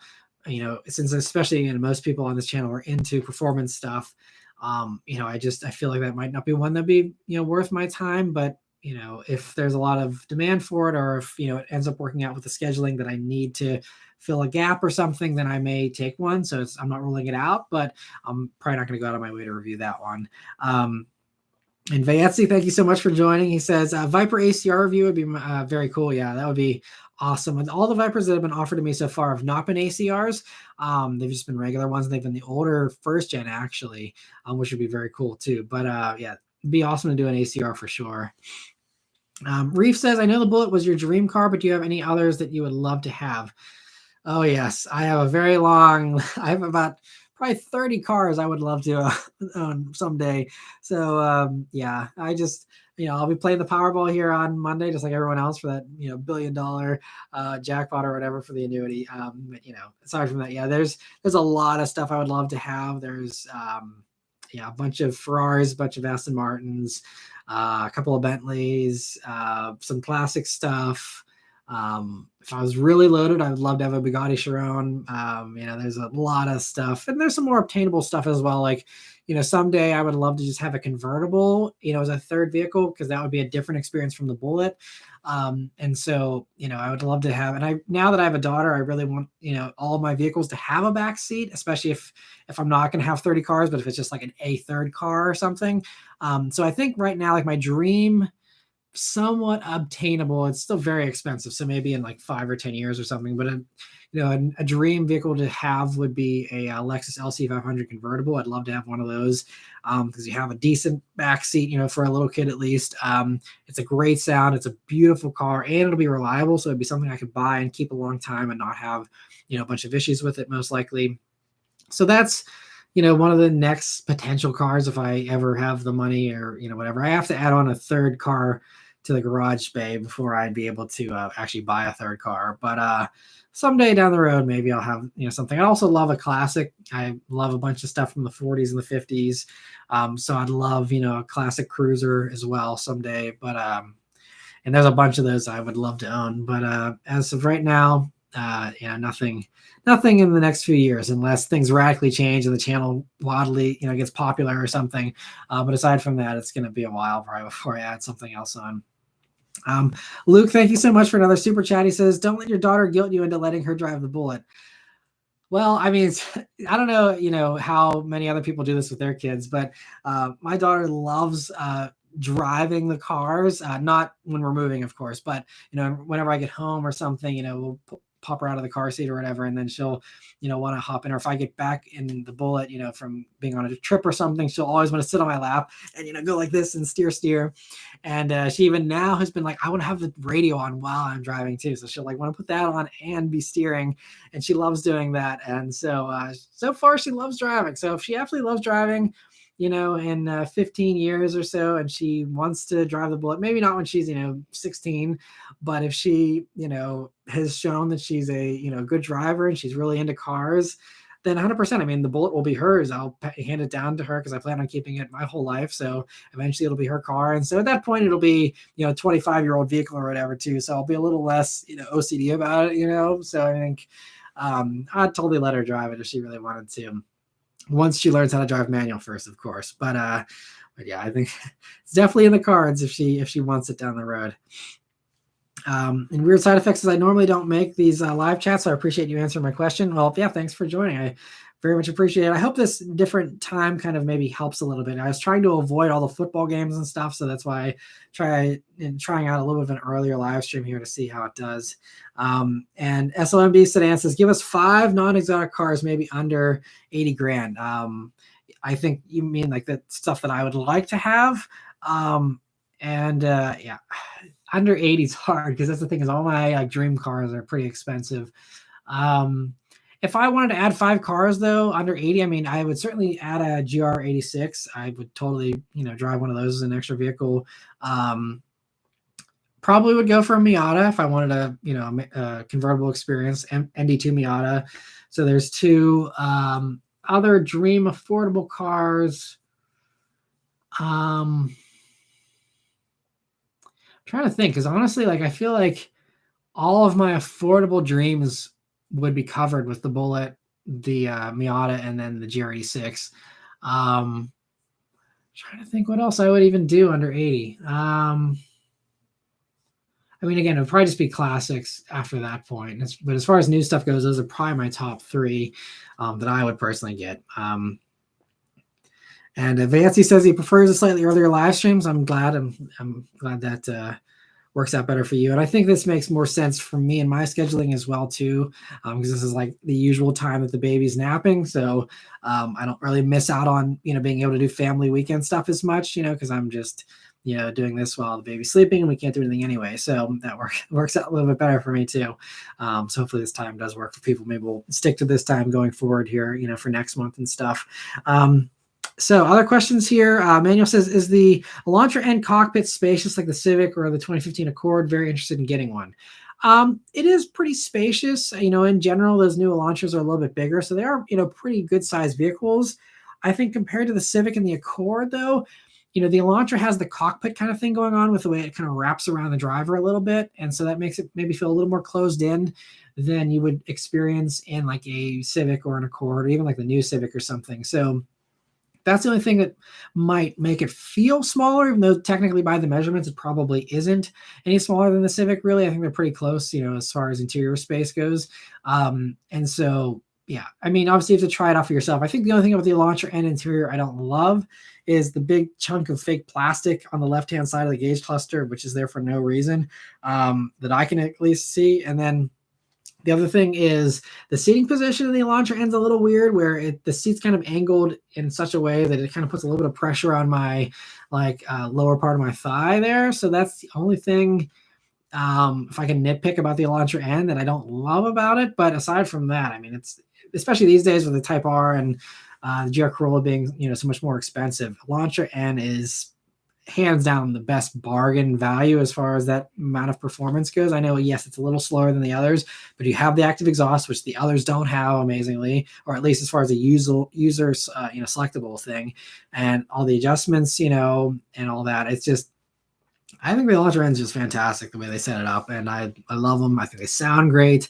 The looks aren't for everybody, I think personally I still like the Veloster N a little bit better than the Elantra N personally, but if you need those 4 doors, I think Elantra's a great choice. So Manuel also says, it would be cool if you can make a starter guide, how to drive manual or something like that. I actually did do a video in my BRZ probably, again, 10 years ago. I think I called it How to Drive a Manual in the BRZ or something. And that covered most of the stuff that I would also still cover today. So I don't know, I mean, obviously it's been 10 years, so it's certainly something I could revisit and probably get good views on. So that could be something I could do maybe over the winter or something. But it's yeah, there's a lot of good videos out there too about showing you how to drive a manual, and I'm certainly not the best at it for sure. I mean, I've been doing it for 15 years now, almost 16 probably. So I've been driving manual a long time, but I'm still not the best with heel toe and rev matching, especially on vehicles that are press vehicles. It's always like tricky to learn the clutch catch point exactly and the throttle response and all that. On a lot of these cars that I'm reviewing, it's something you kind of have to have muscle memory and kind of ingrain into yourself a little bit longer. And it's also, I feel so bad whenever I hop in the Bullet because, like, for example, this past, like 2 weeks ago, I had the Cadillac CT4V Blackwing, which you'll be seeing a video on in about a week and a half. And that was a manual, and I got used to driving that manual all week. And then I hop back in the Bullet with its lighter clutch and its lighter shifter. And I'm like, all jerky in the Bullet again because I'm so used to that muscle memory of the Cadillac and its tighter shifter and clutch. And then, it's just, I got to relearn, and I got to like tell my left leg to like chill out a little bit and be a little smoother with the clutch engagement because that manual and the Bullet's a little trickier. But it's just kind of funny, one of these rare things that no one else really has to worry about. But whenever you're in a new manual vehicle fairly often, you kind of got to keep relearning how each vehicle likes to be driven. And Mama Lon 30 says, what are your thoughts on an F10 BMW 550 N63 TU? I have no clue what the N63 TU. I'm guessing that might be an engine code. I'm not a pro when it comes to BMW, hierarchy and stuff like that. I did do the 550 of the current generation before the refresh, and the 550 of the last generation, I believe, or maybe it was a 535 of the last gen that I did. But I did do the newest gen 550 before the refresh, and it was a really great car. It's a really great all-rounder, super comfortable, super punchy, so much so that I don't really think there's a need for the M5 unless you, again, just have to have the craziest thing possible. But M550 was plenty of power to have fun with and, still rip around like crazy. And it was a really great car. I'm sure it's a really good bargain these days, too, as long as you're willing to deal with the, slightly less predictable reliability of, used German vehicles. And then Fancy's asking, I don't know if you can talk about it, but what are your thoughts on the two different embargoes for Civic Type R? Matt Farah has certainly made his thoughts clear, and I can see why he's upset. So yeah, I talked to some other YouTubers about this as well this week. So I mean, it's not really a secret. I can talk about it. I think my opinion on embargoes, and this is something I've had some frustrations with for a while now, is, these car companies, a lot of times they will embargo certain things, but not other things. And it's just this very tricky maze to navigate sometimes. It's kind of annoying. And so personally, I mean, the way they set that up, I can kind of understand a little bit, because it was a track only thing. So like there still are no driving impressions out there of what it's like to drive it on the street. But I can see for Matt Farah and stuff, they were upset about, their car of the year testing and all that, how they had to keep it all quiet because it was just like track driving essentially. And so that was unfair to him. To me and others who were just doing normal reviews, I could see how, yes, like, those who were there got a jump on the track driving stuff. But at least I know that most of you are mostly interested in what it's like to drive on the street. That's what I've always focused on. I'm not a pro driver or anything. I'm not going to say that I know how to drive this thing on track the best. So to me, it's not as big of a deal. I'm also used to just kind of, again, not being invited on everything, not being able to get stuff right at the embargo, and I don't get every opportunity like Matt Farah is probably used to getting. So, I can certainly see why he's a little more upset than me. I'm just used to, not getting every invitation. And so I've kind of grown a thicker skin to that, I guess. But I do wish that manufacturers would just do a blanket embargo. Like if you're going to embargo stuff, embargo everything.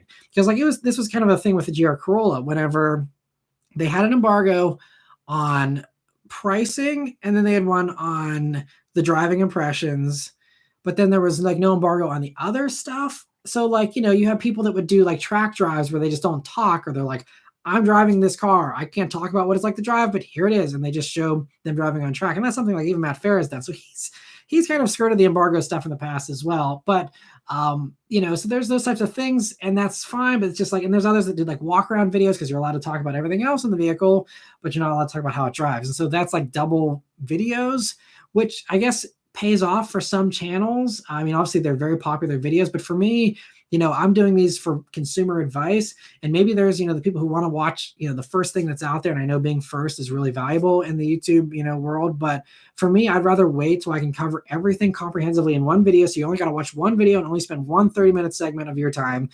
I give you everything. I tell you what the interior is like in that video and stuff, instead of having, 3 different rehashes of the same thing. To me, it just makes sense to do a blanket thing and just tell people, like, don't talk about it until this, because I understand the embargo thing. Like, the embargoes are there so that, if I go on a launch event, because these launch events that we're on, like, they go all week. But I'm like, for example, Civic Type R, I'm on the wave 1 for that. So I'm going to be going there, and I'll be there like Tuesday to Thursday. And so there'll be people that'll be showing up for the Wednesday to Friday drive. And so the embargo is there so that me driving it on Tuesday, I can't hurry up and race back to my hotel and be like, haha, here's what it's like to drive before everyone else gets to drive it on Wednesday.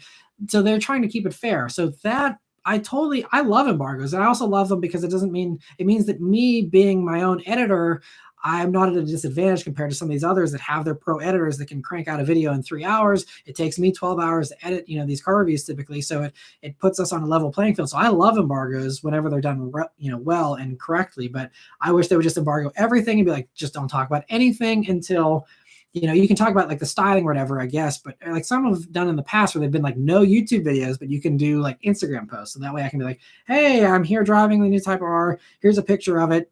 Stay tuned for next week or whatever. And that would be fine too, because I mean, socials, whatever. But like, I think that would, to me, like that's how they used to do it. Embargoes used to be just like, pretend you didn't even drive this thing until the embargo, and you could just stay totally silent, and that's it. And I'm fine with that. And I think that would be the best way to go about the embargoes. And then that way everyone just dumps everything on the same day still, and it's overwhelming, but at least it's just that. And everyone has a fair thing of, everyone just does the one video or whatever, and that's it. But, it is what it is. Everyone has their different, ways of success. And clearly those different videos work really well for a lot of these other, reviewers that do them. And I'm not looking down on those either, because a lot of my good friends do those types of videos. So it's great for them. Just for me, I just want to save you guys the time and not, have 3 different videos about the same car, and instead just do one video. And if that means that I lose out on views, so be it. But I know it's probably not great for growth, but to me, it's also double the work for me and stuff. So I just feel like we're saving all of ourselves time. I'm saving you guys time. I'm saving myself time. None of us are wasting extra time watching 3 videos on the same car. And that's just how I choose to do it on my channel. But again, I know everyone's chomping at the bit and they're happy to watch a walk around for 30 minutes and then watch another review, a little bit later. So yeah, but thanks for the great question. I really appreciate that. And so we are at the 2-hour mark, so I'm going to cut it off here after the super chat here from Luke O. But thank you so much for the super chat. He says, is it hard to contain your thoughts on an embargo? There are some times, one of the recent times was actually kind of funny, was whenever I was on the Nissan Z launch, and that was an embargo where everything basically, I think, was covered under the embargo. I don't remember, but I know that pricing was. And I remember being in the presentation for the Nissan Z and sitting there and them being like, yeah, starting at 40 grand. I'm like, okay, cool. And they're like, but this other one, which is the one everyone wanted, is going to be 50 grand. And I remember that was like an actual, one of the few times during a presentation these manufacturers give, one of the very few times where I actually had to like contain my emotions, because I probably actually did go like bug-eyed when they said that. And I was like, what? Like, you're going to charge 50 grand? Like, and so, that was one. And then I would go on the Nissan Z forums just to be curious. I'm like, because now that I know the price ahead of time, this was, like a week or 2 before pricing came out, I, was like reading all the speculation and seeing, what people are thinking. I really wanted to just be like, because there's some people agonizing, like, do I put in a pre-order or what? And I so desperately wanted to be like, here it is, but I couldn't, say like, here's the pricing ahead of time. So I just had to like sit there and, bite my tongue while everyone's speculating and, going nuts. And then of course the pricing ended up leaking out, and same thing with the GR Corolla. And that was how that embargo turned into a whole mess, because with Toyota, whenever the pricing leaked for the GR Corolla on Reddit, they then dropped the embargo for the pricing like immediately. And so that's why I did my quick little pricing video on the GR Corolla that I just did in the bullet very quickly, because I'm like, oh man, well, that's like half of the story of this car is the price of it, because I thought it was a great, price for what it is basically. And so I wanted to cover that.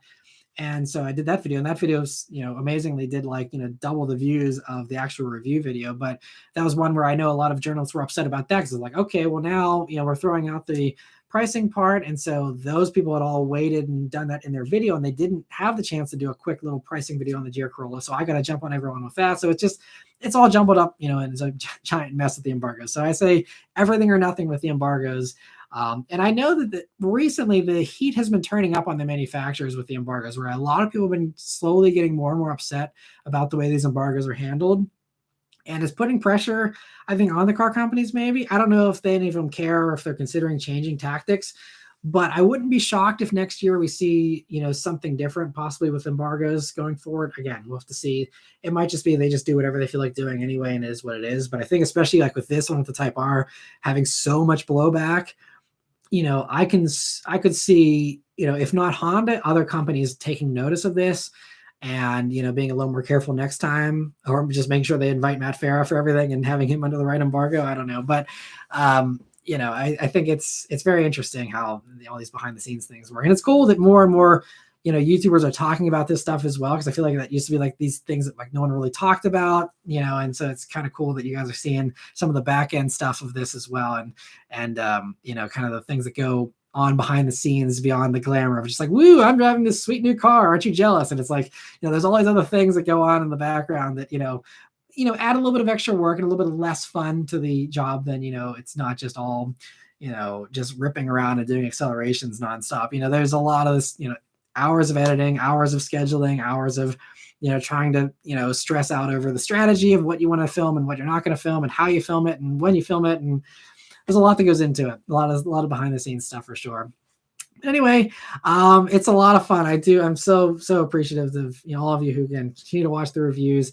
Please continue to watch and like and subscribe. I am going to also start mentioning that more in the videos, because that's something I haven't pushed much in the past, but I know that's really important. So make sure you do watch and like and comment whenever you can. I very much appreciate all the support, and those things really do help the algorithm, and that's why they're important. But anyway, thank you all for joining here in the live stream here. Hopefully you enjoyed it. I'll be doing another one here next month, and thank you to all of you, especially who did the super chats and the super thanks, and for those of you who are members, I very much appreciate all the support. But thank you also everyone else who gave all the great recommendations for whiskeys and for the 4K stuff and all those different things. I'm gonna have to go through the comments here and write a bunch of that stuff down. So thank you so much.